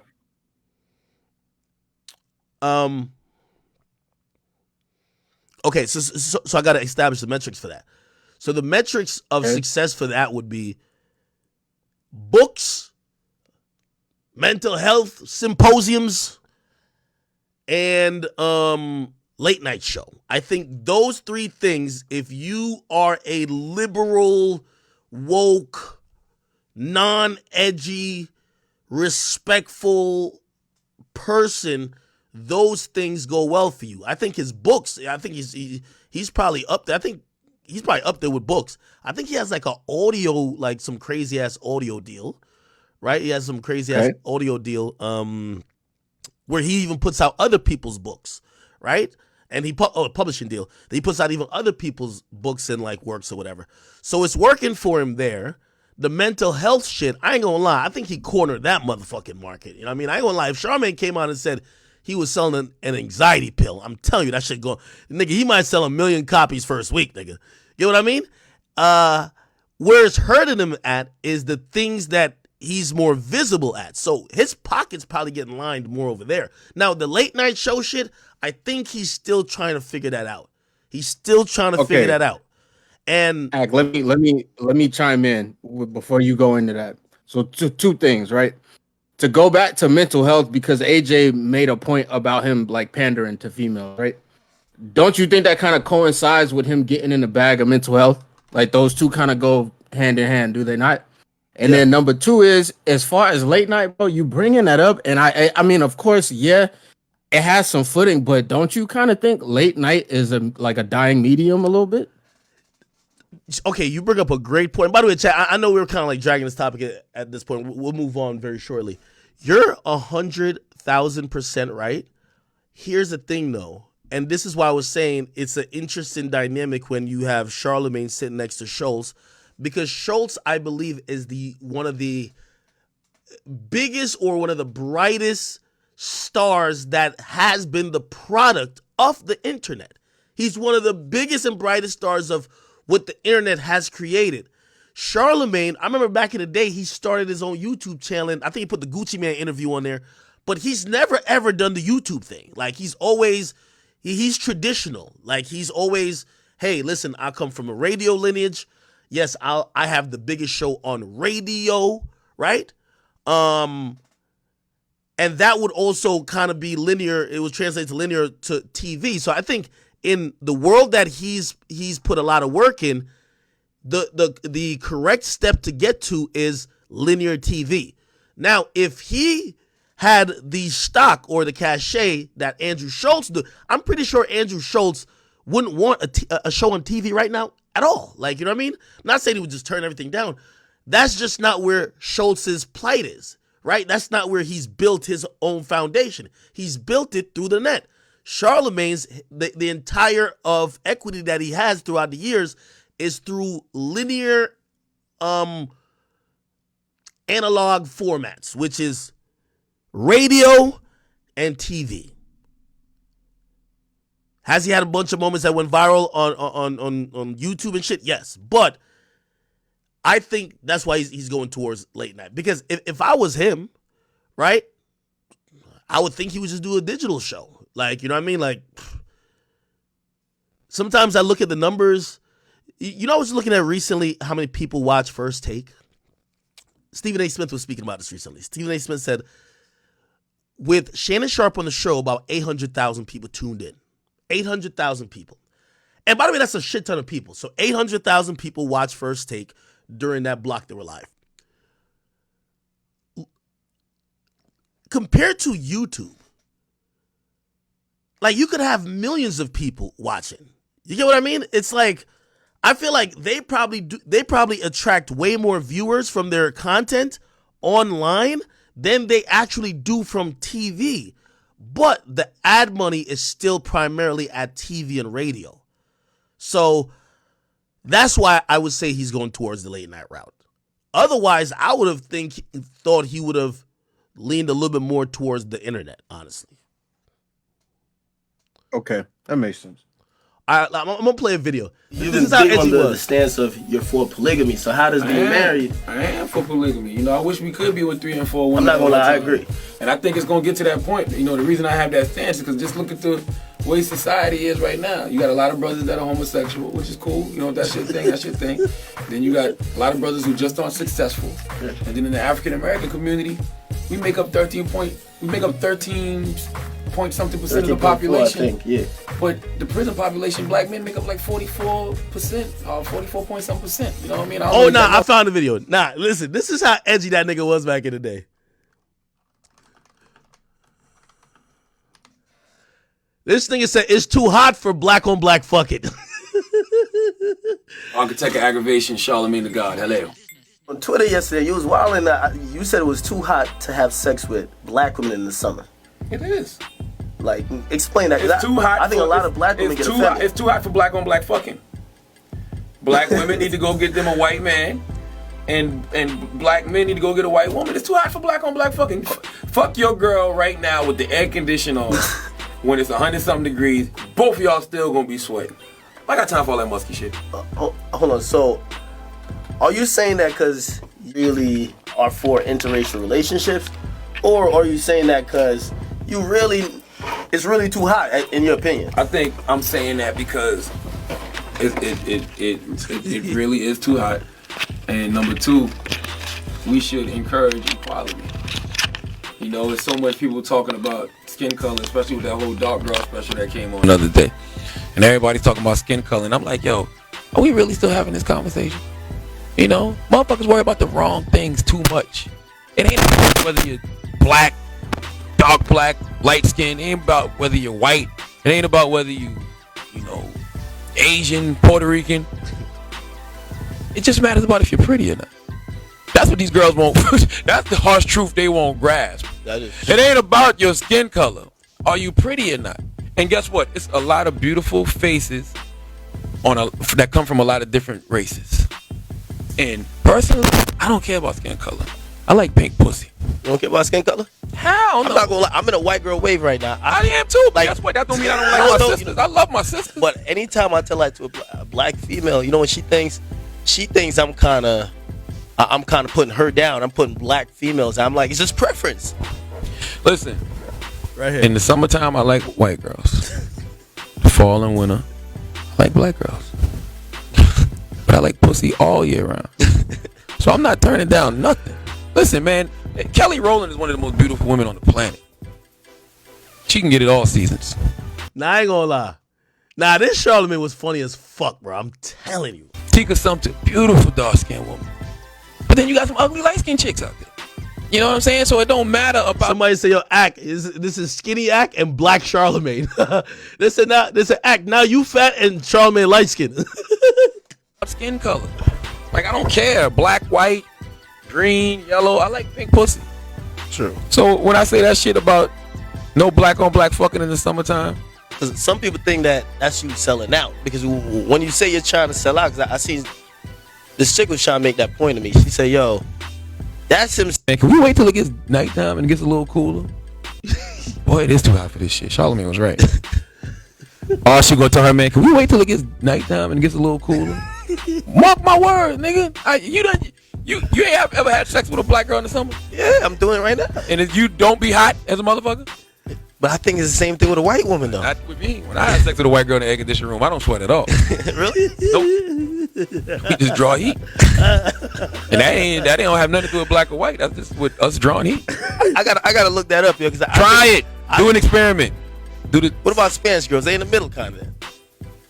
I don't really. You don't like Spanish girls? I'm not gonna say I don't like them. I just don't. That's not my wave. I don't know. I like some Spanish girls. I like Dominican chicks. I love Dominican women. I don't know if that's not the same thing. I don't think. Hilarious. I ain't gonna lie. This shit was funny as fuck. Nigga says it's too hot for black on black fucking.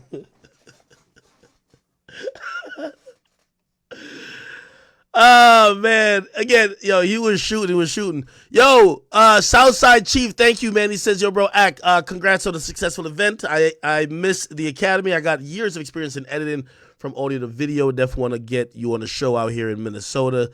Give you a pot of a lifetime. Sarah, thank you for the $10. By the way, she says, hey, I'm Sarah from Discord.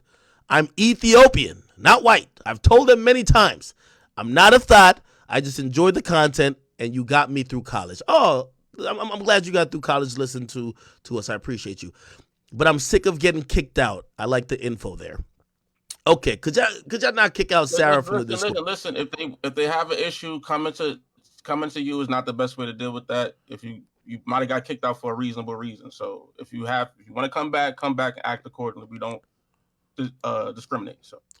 Okay, Extremist Clip. He says Joe Budden ain't even in the top 200 on Spotify podcast. Being a B mic ain't bad technically based on the stats. He would be like a C tier podcast, even though YouTube King Akademiks channel gets more views per month. Zeno Gray says Breakfast Club is Charlamagne's show. Period. I've always thought that as well. Yeah, honestly, there's no hip hop shows right now in the top 200 right now, I believe. There's no hip hop shows. Flagrant is top 200. Truth is truth. Can't lie. Where's Joe at on that list? Where? You said what? Is Joe on that list at all? Joe on which list? The top 200? Yeah. No, there's no hip hop shows. Radio. Oh no. I was just talking about a podcast right now on Spotify at least. No, he wasn't comparing like his ability to broadcast. But again, that was an edginess, that just couldn't be sustainable. I guess y'all are commenting that he's went extremely left from that. Like now, if you did an interview with him now, I would imagine him saying like, "Listen, we can't objectify women. We gotta blah blah." I get it. Somebody said play Charlamagne. You said what?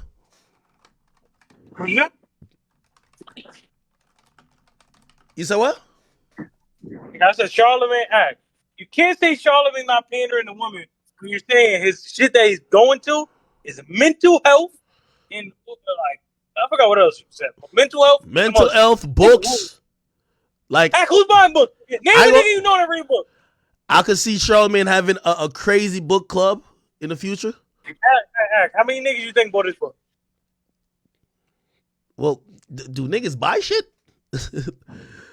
Like, no, niggas don't buy shit, and they definitely not buying books, so it's in jail.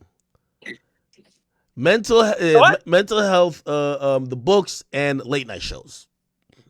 All right, so he's pandering to women. That's clear as day. All right, let me listen to shit real quick. Charlamagne's podcast selling off. Fuck you. You know, people with platforms and influence that like to flaunt their money. Here's what he said. I do with that. But right now, that's right. I just and you know me. Just another assist that I like to throw, and I just want to tell y'all, fuck you. You know what I'm saying? Because y'all be doing shit for nobody, you bum ass niggas. That's the only reason I played that.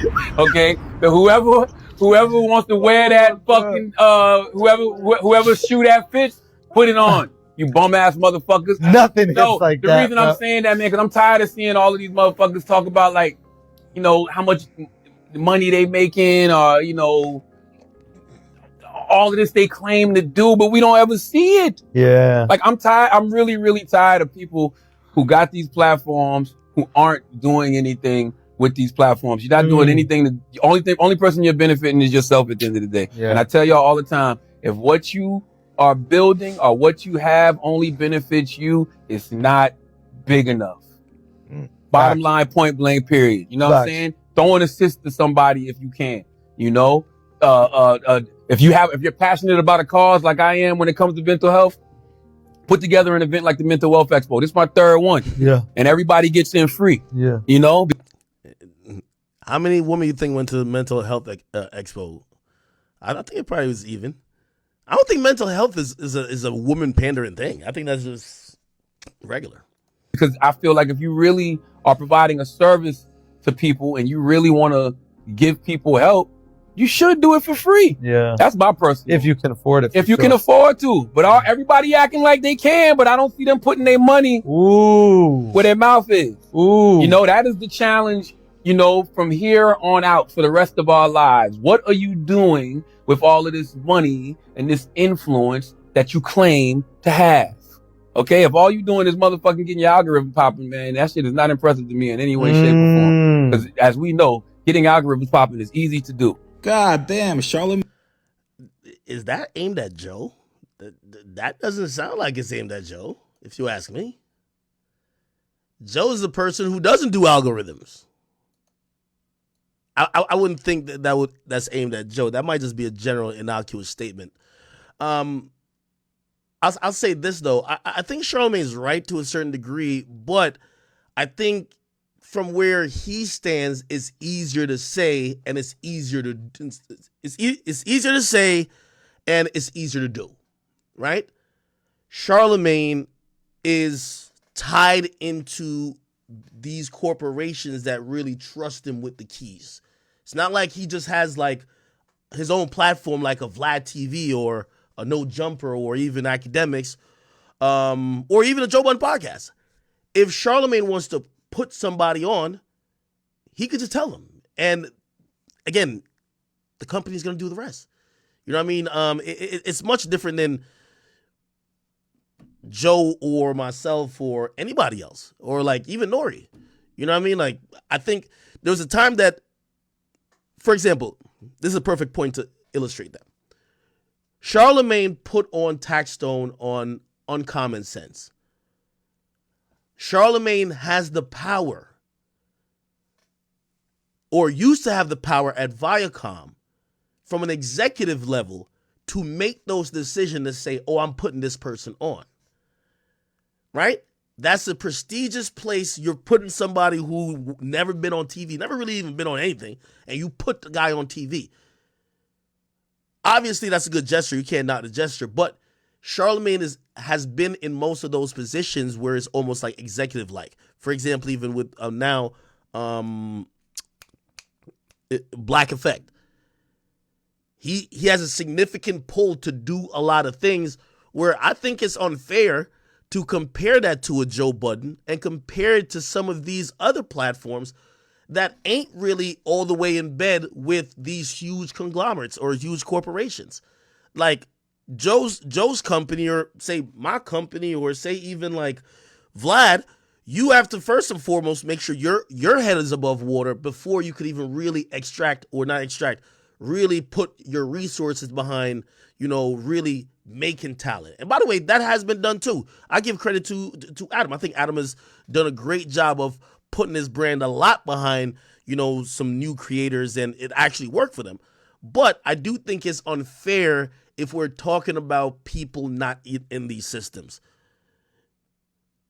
You get what I mean? Like, yo, if my nigga, put like this. If I was still up at Complex and they still looking at me like I'm one of the head honcho niggas up there, okay, I'm bringing you on because y'all trust me. But that's not the case right now. Did it just get darker? All right, cool. I'm gonna have to wrap this up a little bit. I'm gonna have to wrap this up in a little bit. Give me some more topics. Let me get off of this Joe Budden Charlemagne saga. It'll never end. It'll never end. Did you guys see the video of, apparently this is Trap Boy Freddy? If you guys don't know, popular rapper out of, I believe, the Dallas area. And he ran into supposedly Mo3 manager. Now, if you guys don't know, Mo3 and Trap Boy Freddy always was trading words. Actually, I think even Trap Boy Freddy made a diss song about Mo3 the day after he died. You get what? Something like that, right? But they had a tremendous feud. Apparently, Trap Boy Freddy performed somewhere recently, and Mo3's manager, who I guess was there, it was somebody else's concert he got brought out to. Mo3's manager, I guess, who was there, saw him in the parking lot, and this was the interaction. Stop running, bro. Yeah, stop running, bro. Brother, look at the pussy. Look at him running. Look at him running. Look at him running. Stop running, pussy. Running. Hey, running, man. You pussy, man. You don't get tired of me, boy.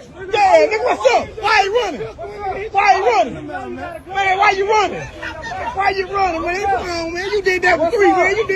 Pussy. Stop running, man. Stop running, bro.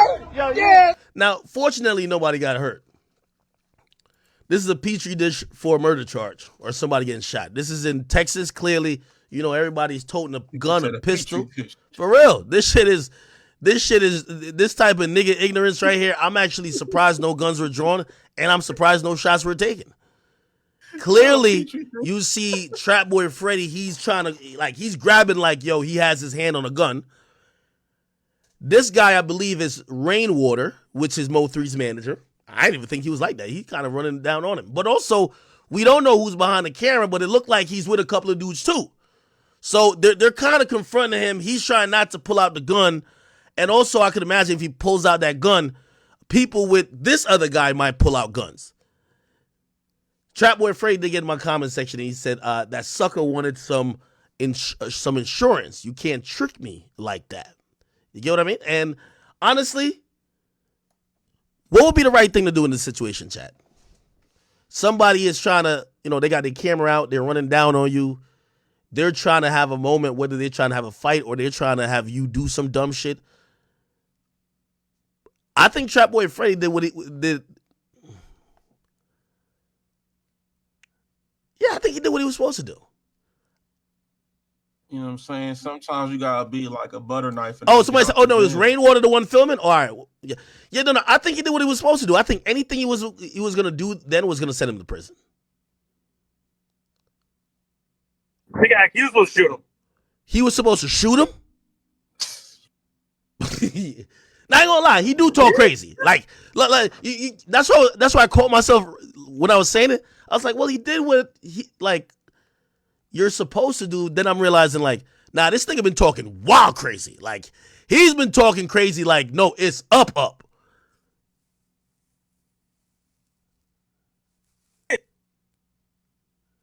What'd you say? That's what I'm saying, nigga. You can't just be talking crazy on the internet and you see a nigga and you just do nothing. What? Yeah, he did like a Say Cheese interview and like dissing Mo 3, I think, after he died. And I think he said the reason why he was dissing him after he died because he think Mo 3 would have dissed him.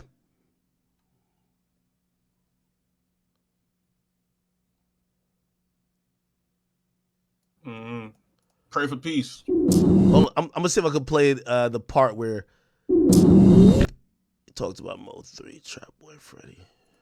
It's on Say Cheese. By the way, salute to Say Cheese. Like, he's the one that made me really know all these guys.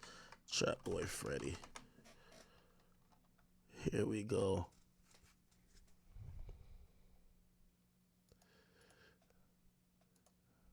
You were real personal in that record. You know, you've been quiet for a long time. You know, you've done your shit on Instagram, but you never really came out with an official track talking about certain things. You know, let's talk about that. The way you structured the record. It's a classic sample. Let's talk about Shirt. Shit. I'm in the studio. I had my nigga send me some beats. And out of all the little 10, 15 pack he sent, that was the one. Shit, we made the song probably in about 40 minutes, an hour or something. But I fuck with that hoe. Sure. And was this something you recently recorded, or this was like? Yeah, I did this shit like January. Okay. So you been had it in your catalog and shit. Oh yeah, I had that. I got like 70 more of them hoes too. Were there people telling you? You shouldn't put it out? Nah, nobody listened to it that would tell me that. You know what I'm saying? Everybody listened to it had the same type of feelings I got. Okay, so it was nobody that felt like it was a political decision to keep it in the tuck? I mean, politically, like if you want to go like white collar shit, you know what I'm saying? Maybe nah, cause they ain't even say nothing. Really, nah, nobody didn't say nothing really. On the cool. You know, when you released the record on Twitter, it was going crazy. On Instagram, it went crazy. Damn near 100,000 likes on Say Cheese. Your shit was going bananas. I was watching your shit. Your story was going crazy. But it was a divide. Some people felt like,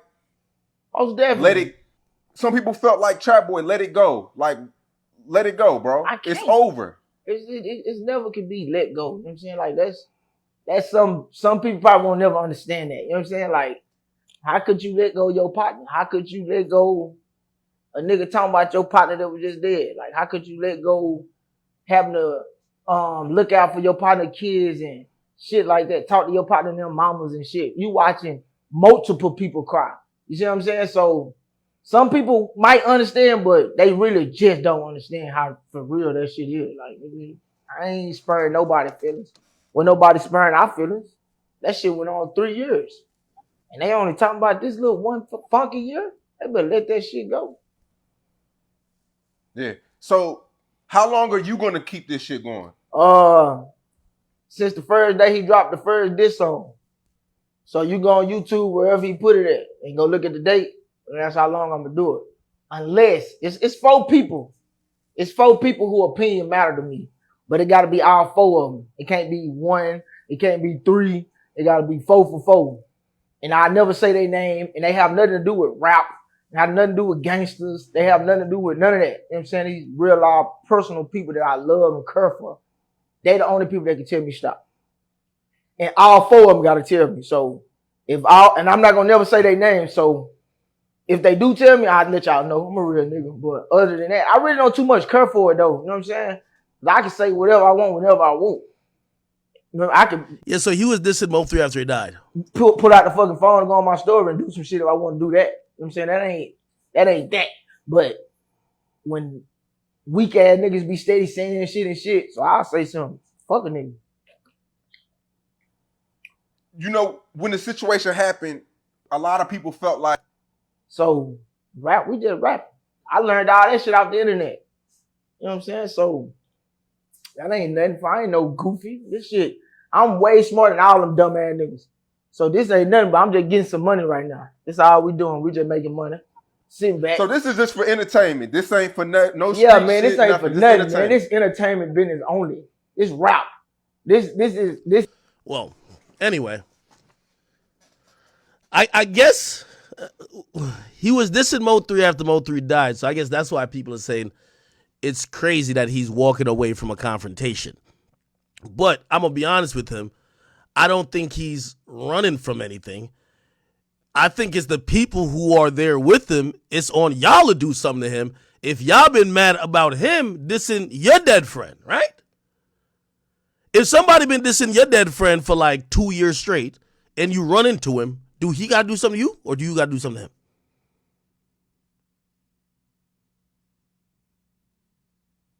to him?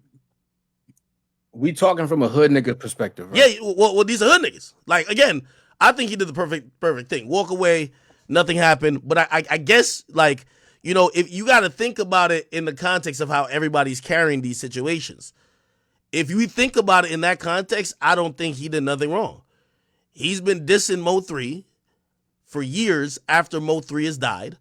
And then he ran into the team of Mo 3.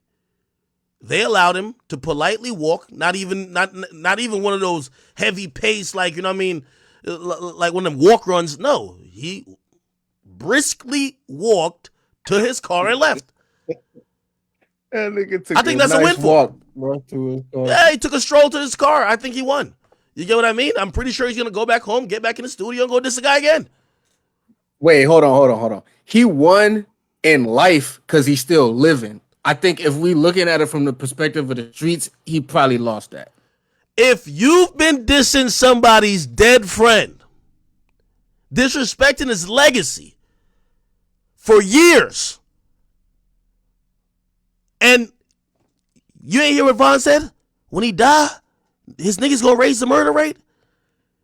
Imagine somebody clowning your death, and your friends sees the guy clowning him, and walks him, they chaperone him to his car.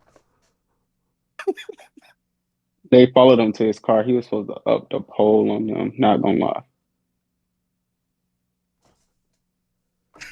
Basically, you said... Has nobody stated that maybe they had the pole out on him already? But what I'm saying is that nobody did nothing to him. They walked him to his car. They escorted him. I think he won. Why does he have to do something? He don't got to do nothing. The whole thing is about getting out the jam. Nobody gives a fuck. It's about you got to be like. Okay, all right, hold on. Put on y'all street nigga thinking hats, okay? Your man done died. You should have been spinning like a tornado, like them niggas in Memphis. Them niggas in Memphis, you think they would have escorted one of them CMG niggas? Fuck no. They're going on the news. I'm sorry. Like, again, my thing is don't show the recorded video if you weren't going to do nothing. No, but that's the thing you got to keep in mind, Ak. What? These niggas might, listen. They might got some motion going on for themselves, and they might not want to get jammed up with a body. They might not want a case. So you know what the next thing is, how the least nigga, and you gonna record? No, how the least street nigga in this whole stream, me, is making sense of this from a street nigga, bro. If I'm a street nigga and I've been dissing your dead friend for 2 years, right? I'm dissing your dead friend. I ain't dissing you. I'm dissing your dead friend. You care so much about your dead friend. You now see me and you shout and pull your phone out and record me walking to the car looking unbothered. And you put it up on there saying, I ran from the fight. I never seen him in the jog position. He briskly walked to his car, probably like turned his car on. You know what I mean? Like plugged his phone in and chilled out, then left. Put the address in the fucking Siri maps. Yeah. How is he getting embarrassed?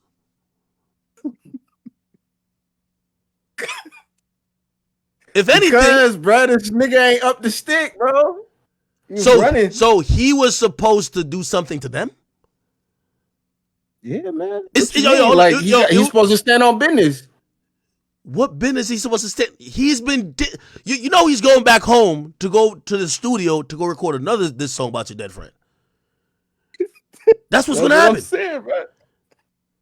Like again, if you're in this type of life. I know that, you know, they posted the video, so they're saying Trap Boy Freddy looks crazy, but he doesn't to me. He looks like the person who looks like the most solid person in this whole situation. Y'all look like you outnumber him. Y'all are there. Like, they so far away from him, you would think they're in COVID protocol. This your top op. That's supposedly, again, I'm not trying to encourage violence. I'm trying to think like a street nigga in how we could evaluate the situation. Okay, so act, bro. What would you, if you was a street nigga, if you was big street act, what would you have done in that situation, bro?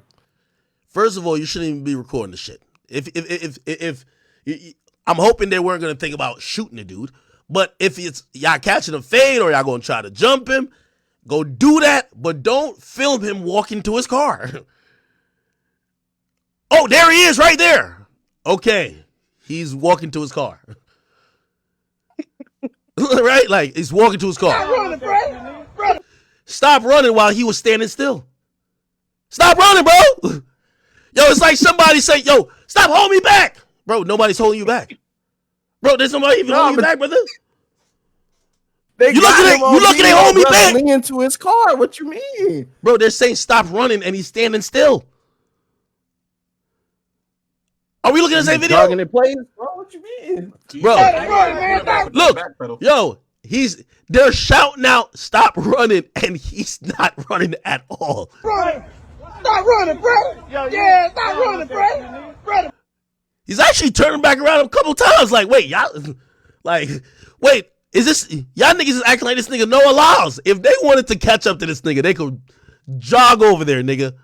2 power walks, then they catch up to that nigga. Running, look at him, pussy. Look at him running. Look at him running. Look at him running. Stop running, pussy. Running. Hey, running, man. You pussy, man. You don't get tired. Yeah, nigga, what's up? Why you running? Why you running? Man, why you running? Nah, that's a brisk walk. I ain't gonna lie to you. Why you running, man? Come on, man. You did that with 3, man. You did that with 3, pussy. Stop running, man. Let him run. Sorry. Bro, I'm not gonna hold you. This is a sick nigga moment, bro. Yo, we need Fax's opinion on this. I'm sorry. Bro, that nigga is looking for the police. No, he's not. I'm giving a win to him. Listen. He is not, bro. He's not walking away calmly. Bro, so you're saying that you see your ultimate enemy and you walk him to his car and he lost? Bro, he is not, like, he's not walking away on no calm shit. He's literally looking for the police. He's looking for help. He's looking for a place. This is why you can't win in the streets. If you calmly walk to your car, you're running away from problems. If you stand still and they still don't do nothing to you, you ain't stay there long enough. And if you do something, you can't win, bro. You just can't win. If he'd have stood 10 toes down, I'd have been all right. That nigga got it. But that Listen, nigga was man, definitely looking for help. Hey, I'm glad all these brothers made it home safe, but let's be honest. This is why like some of the street shit just doesn't make sense. And also, sometimes I think some of these street dudes don't realize you're making yourself look crazy. Like if you're pulling out the phone when someone's talking about your dead friend, it seems like you didn't even plan to do nothing. Hey, we got facts in here, Act. We got facts in here. Facts. Oh shit, my fault. Act. What's the word? My fault. What's the word? Have you seen this Trap Boy Freddy video? I ain't even see it. Talk to me. What I'm missing? Okay, all right. You gotta look on the stream, right? I did post it on the page. Basically, so Trap Boy Freddy, rapper from Dallas, him and Mo3 didn't used to get along. Mo3 used to diss one of his dead friends, right?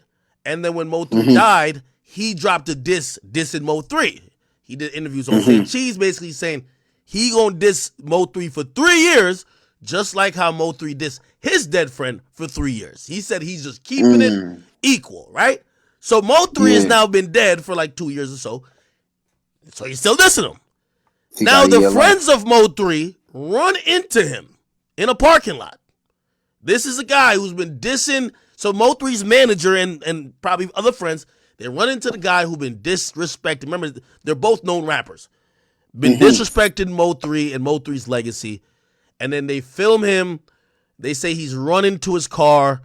even though it looked like he's taking a brisk walk. You know what I mean? A stroll through the park. Now, a lot of people were saying, well, he walked away from the confrontation. He's pussy. Again, I'm not a street dude, but I could try to put my street nigga thinking hat on. I'm actually giving him the W. If he been dissing y'all dead friend, y'all run into him, and y'all, yeah, you filmed him walking to his car, but you did nothing to him. Yeah. How could he? They first of all, niggas need to put these phones away.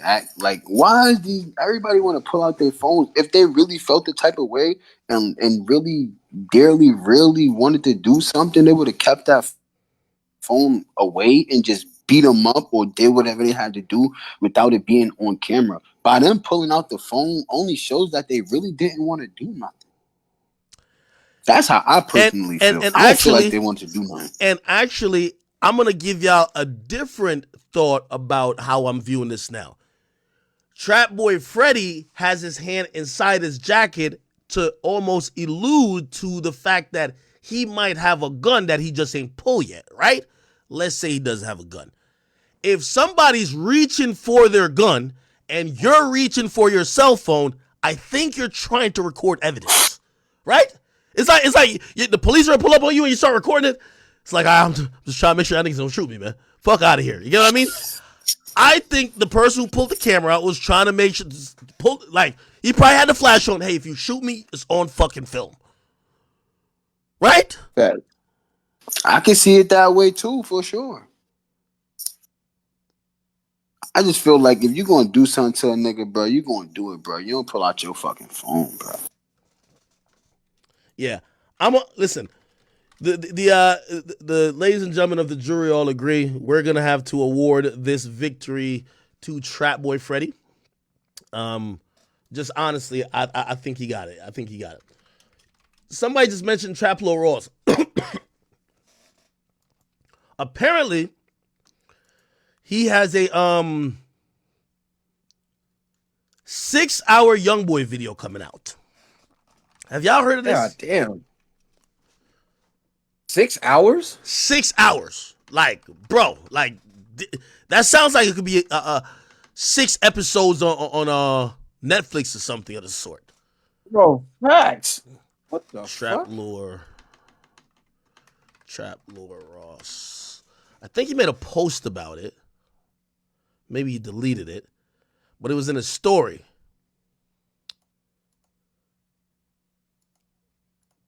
Bro, I'm not gonna hold you. 6 hours is crazy, bro. And then on one of the things, it showcased what do you call it again? It showcased, it had like a body list.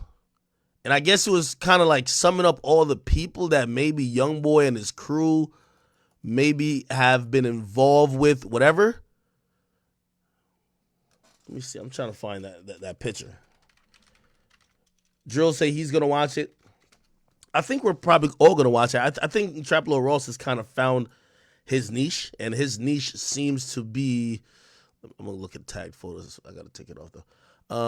His niche seems to be in the realm of really putting together these really insightful documentaries. Facts. Trap Lore. Give it up to Trap Lore, man. He puts in so much effort into his videos, whereas all these little copycat channels that kind of cover what he does. Or this is the picture right here. So apparently he leaked. So it's a 6-hour NBA YoungBoy documentary, and it's listing 12 murders. Okay. Now I don't know if you guys know some of these individuals. Let me see if we click on to get a little bit closer look. One's G Money. There's a woman in here. What the hell? Something Nisha Barnes, then Austin, then Boulevard Quick something, then 7. They got King Von even on here. TBG Dutch. Who's that? Mohammed, what? Little Dave, Boozilla, Big Dump, Lil Pob. Wait, ain't Lil Pob on their team though? That's what I'm saying. Like Lil Dave too. Okay, I think they're saying in the saga of NBA YoungBoy, these are the people who lost their lives, right? I think that's what they're saying. They're not saying like, yo, YoungBoy and his crew was responsible for killing these people. They're just saying people who died as a result of maybe some situations that NBA YoungBoy or his crew was involved with.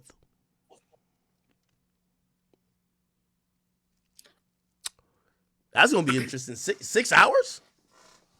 That's a lot, man. I think this is gonna be. I think this one's gonna go viral too. I'm gonna be honest with you. I'm gonna tell you why I believe it's gonna go viral.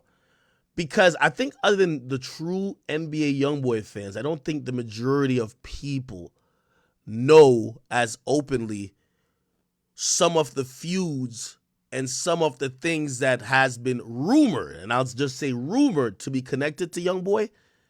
It's not like the King Von situation where people have been enamored with Chicago and there's been a bunch of stories retelling certain parts already.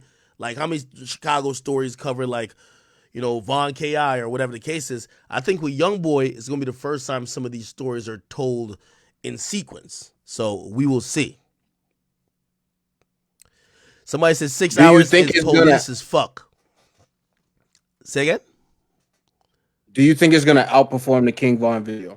The King Von because video, that's a monumental video. I think that video is at like 9 million views.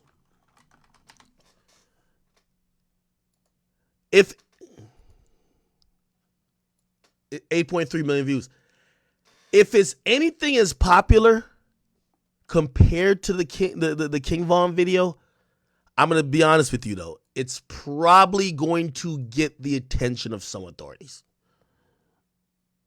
And I'm not saying this. I'm not saying he's snitching. I'm just saying when, like, we've seen documentaries about serial killers get those investigations reopened that people try to get some justice or some shit. I think, you know, if there's a concern, I don't know how he's gonna come out. You know, Vaughn was dead, so it's like shit. Like that documentary about Vaughn could only really come out when he's dead.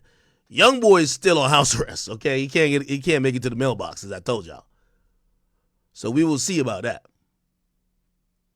But I do want to give Traplo Ross, his credit for compiling these amazing documentaries. And by the way, I look at his channel.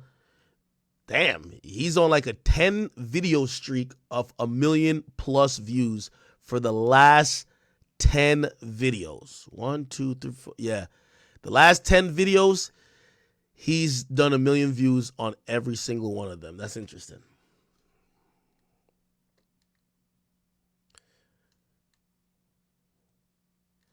NBA YoungBoy will have his new target. Well, we see. We'll see, man. All right. Let me see. What else?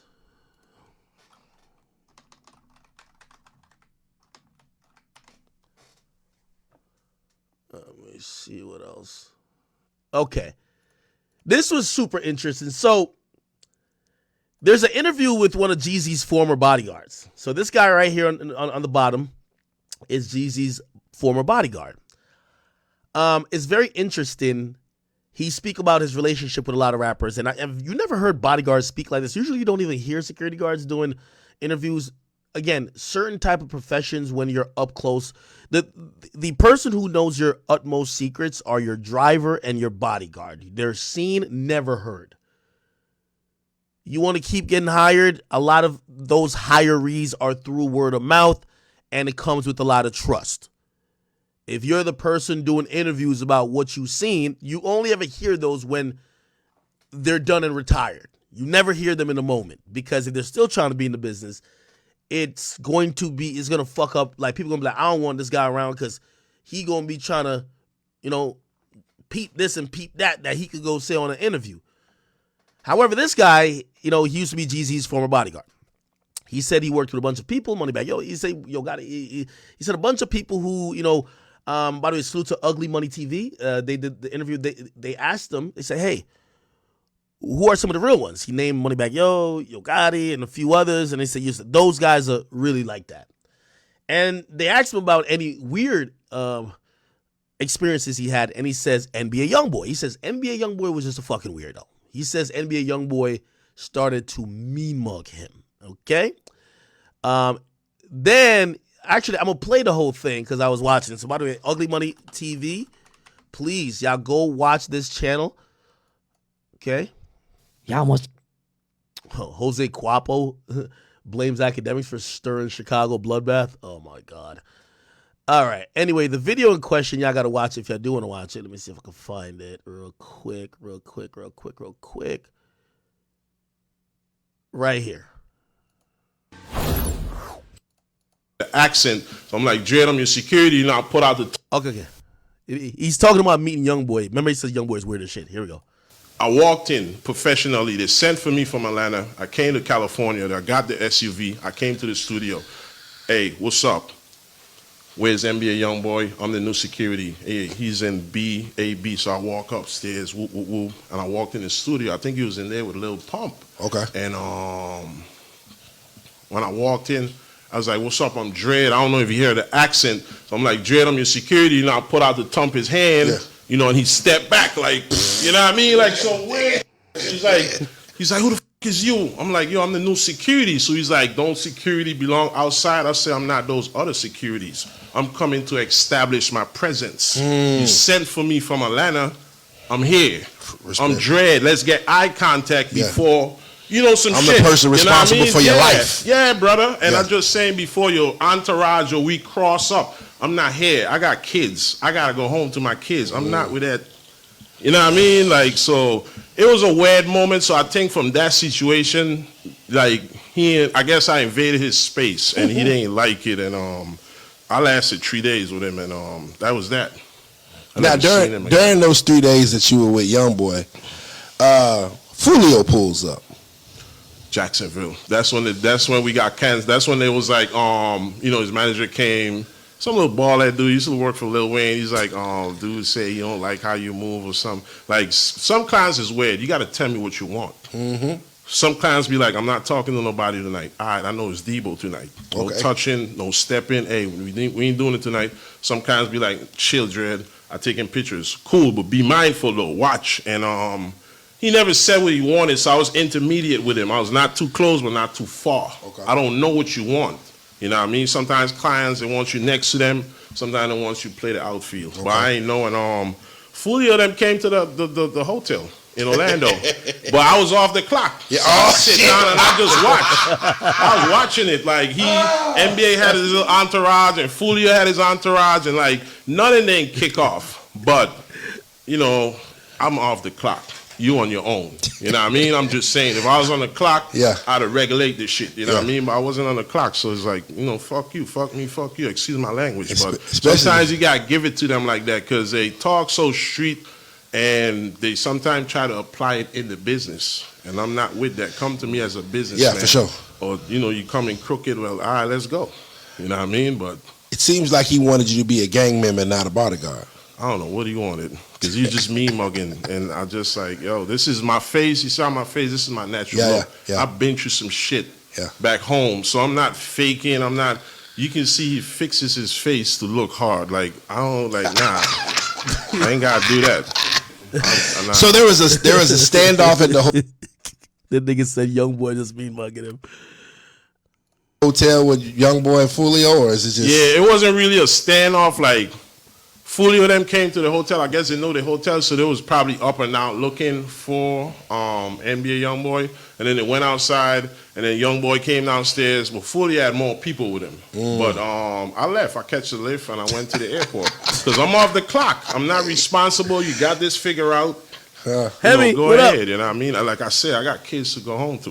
You know what I mean? So I'm going home to my family. I'm with the bullshit, but it gotta make sense. For sure. You know what I mean? I'm with the bullshit on the clock. Yeah. I'm saying, don't have me on the bullshit. I'm not on the bullshit for free. Yeah. And so, I would imagine that they extinguished the situation themselves amicably. Yeah, probably, because I seen it online. That's how I know it was Fulio. Yeah. But I didn't know at the time. You know, I remember the dreads, the big dreads he had. Yeah. You know what I mean? And but yeah, it's, you know, whatever it was. But you know, I was out of there. I went home. Yeah. So basically, he said that Young Boy was weird as shit. That's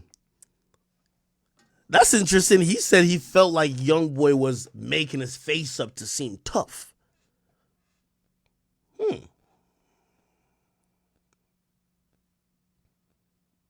It's almost like he's trying to say that he believes that YoungBoy was putting on like an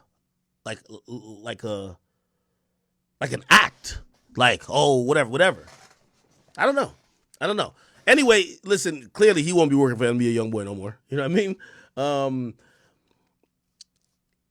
I'm pretty sure you see that bodyguard artist or client relationship is very interesting. I think YoungBoy is probably just used to bodyguards keeping some level of respect for his personal space.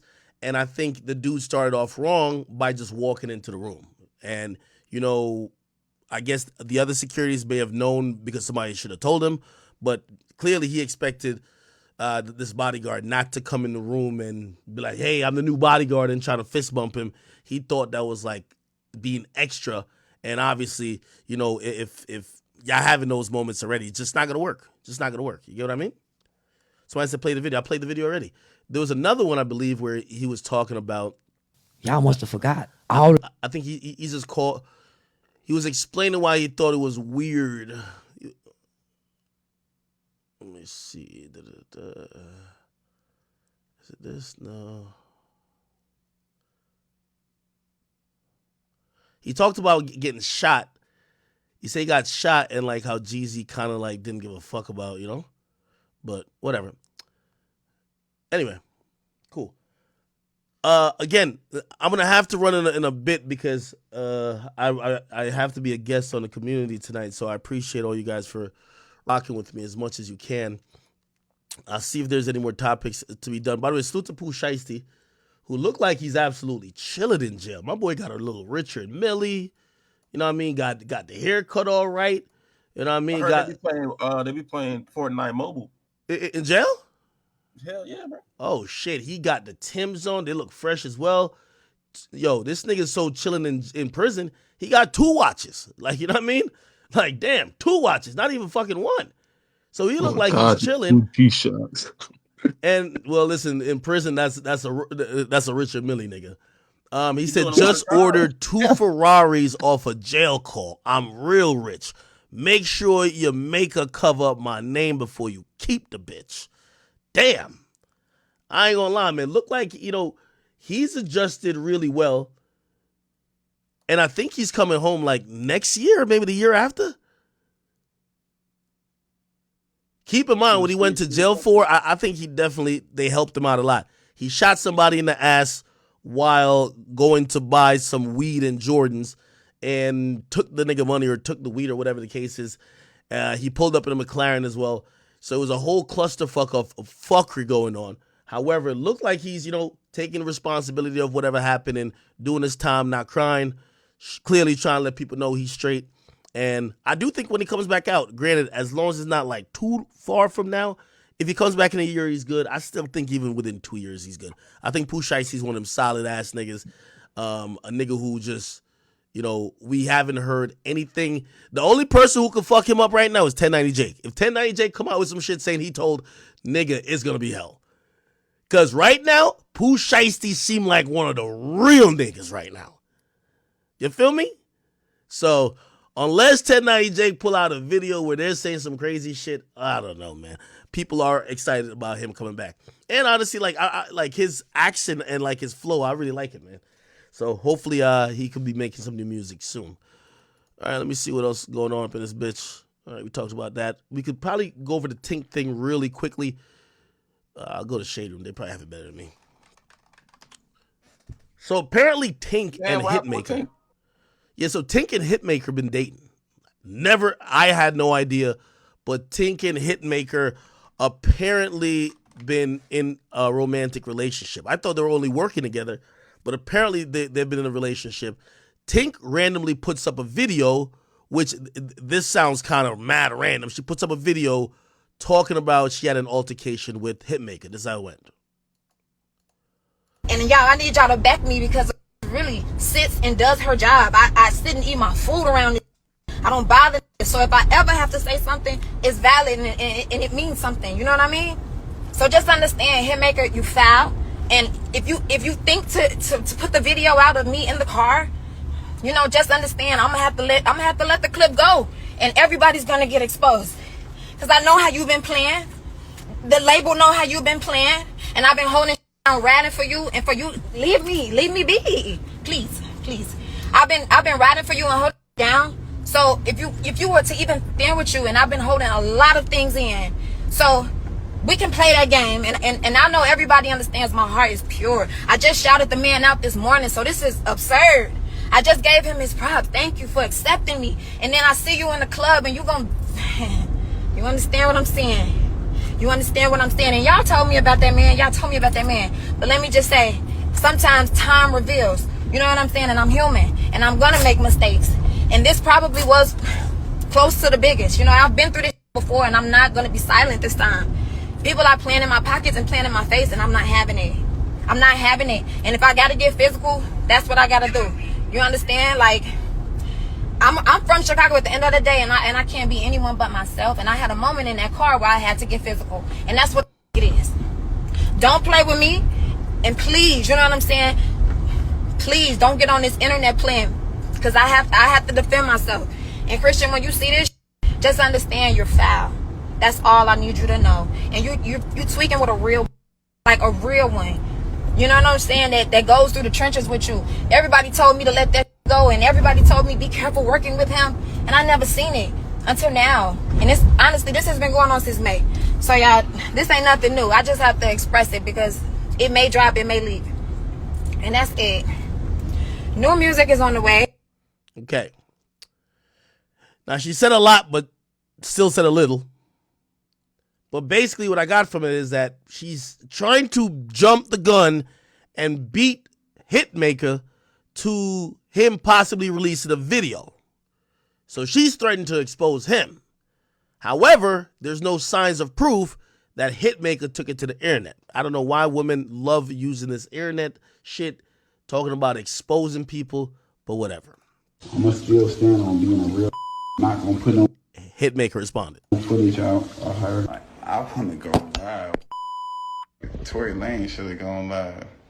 People ain't even like that important to you. I don't even know what that girl talking about. I'm in a whole restaurant. It's my birthday. And I don't know if she in Cancun. I don't know what the fuck is going on. Not around her, not talking to her. I ain't talked to her in probably 10 months. I ain't even gonna get into details, so I'm just gonna call my lawyer. Cause I was violated. Damn, put hands on me. I got video, put hands on me. It's sad, bro. We don't want with a not even trying to talk down, but got mad love. It was a bad move that was I'm gonna still stand on being made by her. And Is this video considered a testimony, bro? I ain't gonna lie. I'm like one of them. I guess I'm a. You do something wrong to me, you want to pay. It's my birthday. Yo, Shade Room comments is so crazy. Look, when men talk slow like this on live, they're lying.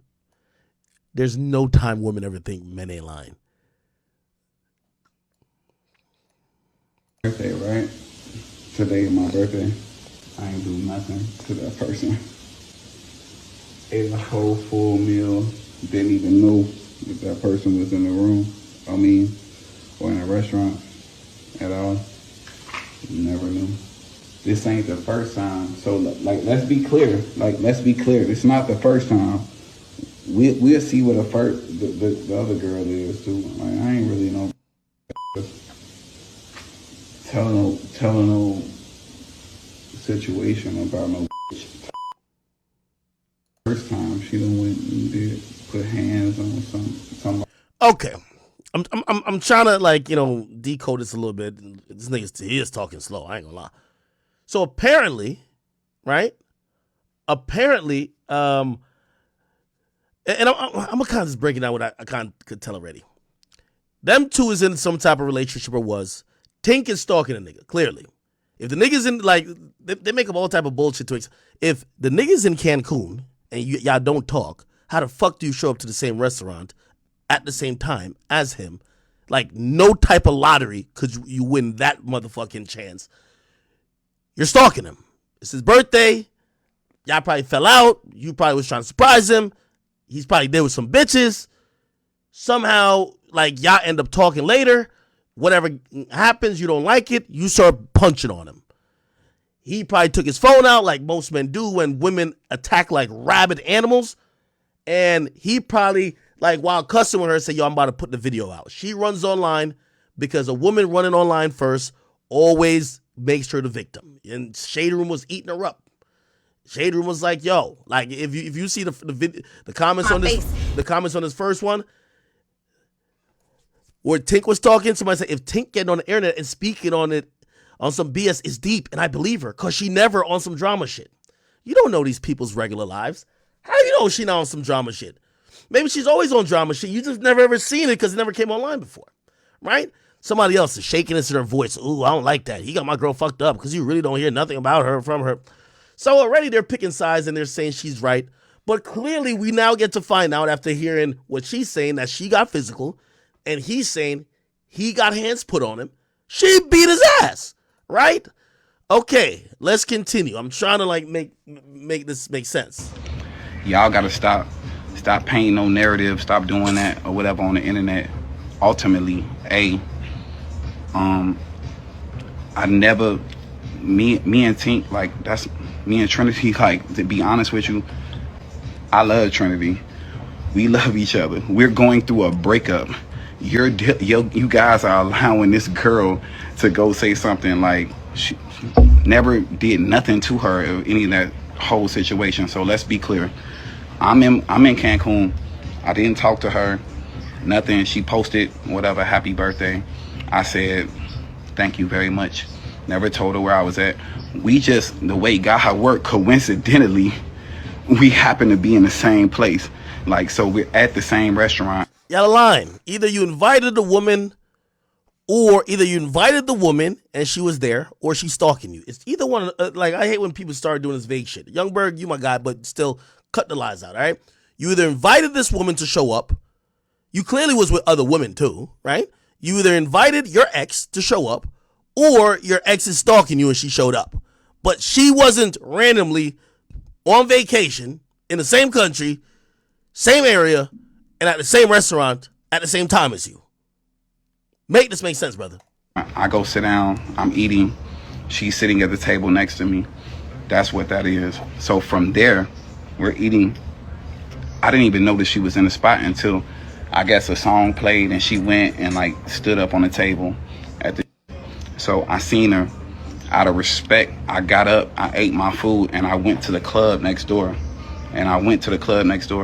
So as I'm walking out of the place or whatever, I'm getting in my car and they're like, Youngberg. Now, mind you, she playing on me because y'all know I'm on my hitmaker, right?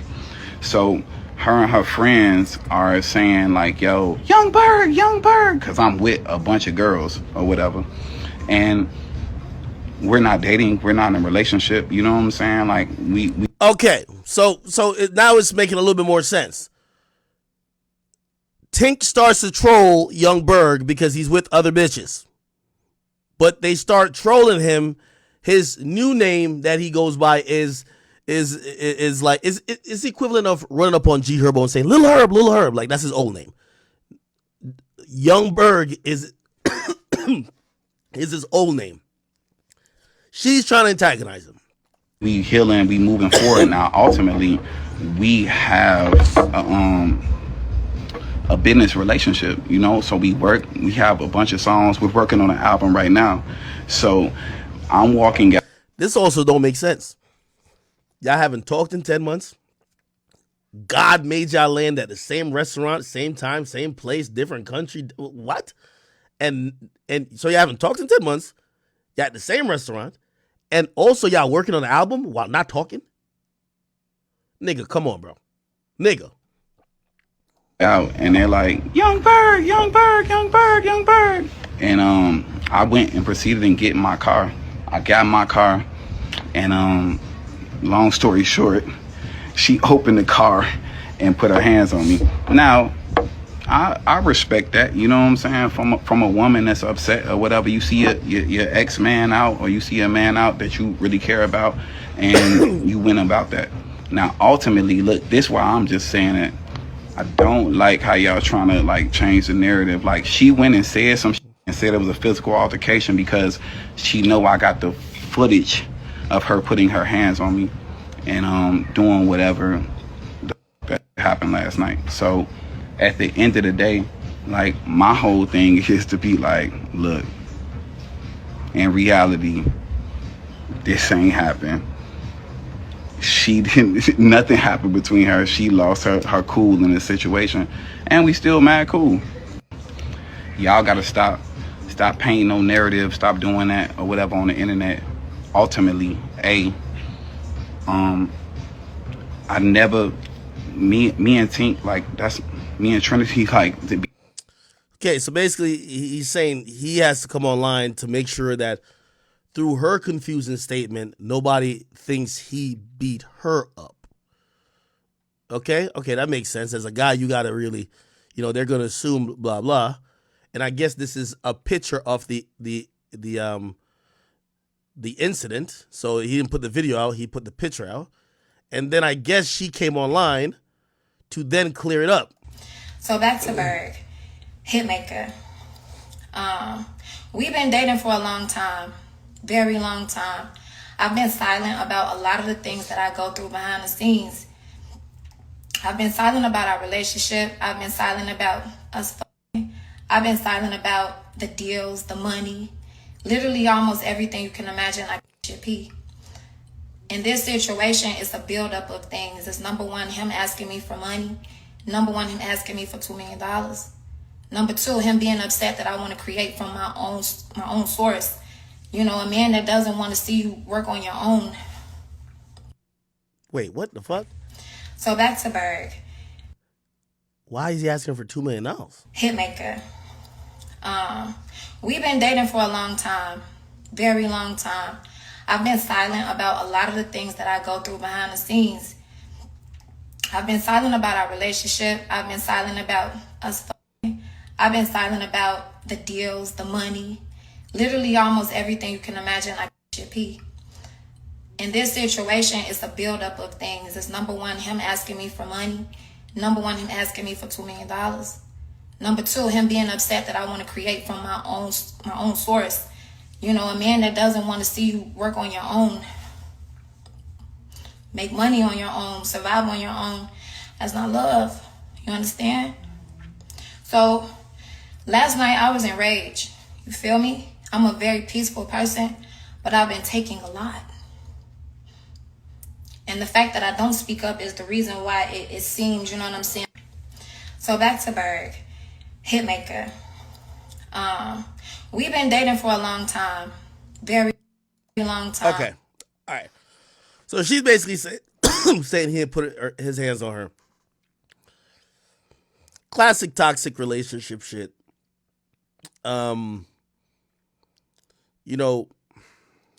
Unfortunately, when it comes to these situations, we men have the most to lose. And even in this situation where Tink is an artist, when any of these situations become public, the majority of people believe the woman. Why? Because, they excuse women behavior because of whatever. Yeah, she put her hands on him. You know what a woman's gonna say? Well, he probably was cheating. That niggas ain't shit. So it's a can't win situation for Berg, and I understand why he has to go in there with it. This is also further proof. It's very hard to mix relationship and work. That's where the problem is. Hitmaker was supposed to be working with Tink to help her produce her next album. They start fucking during the process. Now the fucking starts, and you could imagine, like, let's just be clear. I don't care what he done told her. Young Berg wasn't gonna settle down with Tink. So he fucks on her for a little bit, but then he's trying to move on. She's still emotionally connected to him. It seems like he don't want nothing to do with her. But they have some business dealings. Now, whatever about that $2 million, it's like I'm reading between the lines right here. Berg is finessing that label. So whatever that label is, Berg is finessing them. And I think he's having the label pay out certain shit to her or trying to extract certain money that he needs her to do. Remember, he's a producer. She's the artist. The label is the bank. He's trying to finesse some money, and he's probably asking her to help do this. That's why she also said early on, I know you've been doing bad, and the label, yeah. So that's what I believe. So she ran online to say, nigga, I could expose you for that, but she alluded to the possibility of her getting her ass beat. That's why he's online. But again, it comes back down to working relationships and personal relationships just shouldn't mix.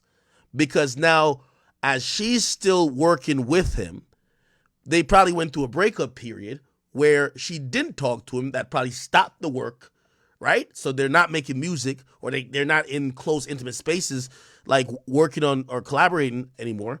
And then she's seen him with other women. Jealousy, all that type of shit. And probably a little bit on his part, disregard. Okay? He didn't pay $5 to get ignored. Somebody said giving up the pussy for a Young Berg beat is crazy. I mean, shit. Mob 1914, thank you for that. Shit. I don't even, does he make the beats, or is he one of the producers that get beats from producers? Like, I think he's a great executive producer in terms of sequencing and like structuring and, hey, put this, now cut this verse here and put this here, and oh, the hook should be this. Like, I thought he was that guy. I didn't think he was like Metro Boomin. Okay. I think I gotta go. I'm supposed to be on the community. I think I gotta go. There was something else I wanted to probably bring up very briefly, but I think I will probably just bring it up on tomorrow's stream. All right, chat. I love y'all. Thank you for all the support. Today is a day for us, a day to celebrate, a day that we'll look back at and remember when it was, hey, remember when it seemed impossible, and remember when we finally did it. And then it's gonna be, we remember the first time. All right. So a lot of work to do. Yeah, I want to. Hey, yo, ain't nobody bigger than the chat, bro. Hey, I want to say thanks. I got. Hold on. I want to say thanks to everybody in here, and really just I want to give you guys, the viewers, the credit for everything that's happening. It's surreal, but it's never ever possible without you guys, and I appreciate the support so much. Again, last night was more about our movement, making sure, people know we're making a stamp and we exist. I remember going all the way back to when, everybody was getting their emojis or whatever, and we sat literally on stream and we said what emoji we should pick. We went with the scorpion. It's been something that represented us. We've yearned to, we've made this great community. It's been building. It's been amazing. Other people have gotten opportunities from here, and this is a moment for us all. All right, yeah. Thank you to everybody in the Discord. Yo, I'll give y'all the last word, but I'm getting out of here. While I entered, I did hear your voice. What up, man? Man, it's going, man. I'm still on the road, man. I'm going through Virginia, but we're doing it. Definitely. Yeah. Hey, I appreciate that shit, bro. Like, for real, my nigga. Like, for coming through with that shit, what you did last night, bro. All of that shit, I from the bottom of my heart, I appreciate that shit. Like, to watching you from 2016, listening to you in the car with my fucking moms, nigga, laughing with my moms, laughing with you and shit, nigga. Real shit. I really appreciate that shit, bro. Thank you for doing that, and then making it free just because of that shit that happened. Most niggas wouldn't even do that. Most niggas still make niggas pay. I really appreciate that shit, bro. You looked out for niggas in financial situations, all that shit. You should. Yeah, I appreciate all y'all, man. Y'all have changed my life. Y'all have changed my family's life. This is the least I could do. I'm just excited to see, other people in other cities. I can't wait for that. So, chat, let me go get on 80's show. You'll catch me on there. Who knows what we'll talk about. And yeah, I'll catch you guys tomorrow. I'll give you a longer stream. So today was about 3 hours. I'll do 5 hours tomorrow. All right. Chat. Hey, shout out to AD, man. Shout out to AD, man. Hey, we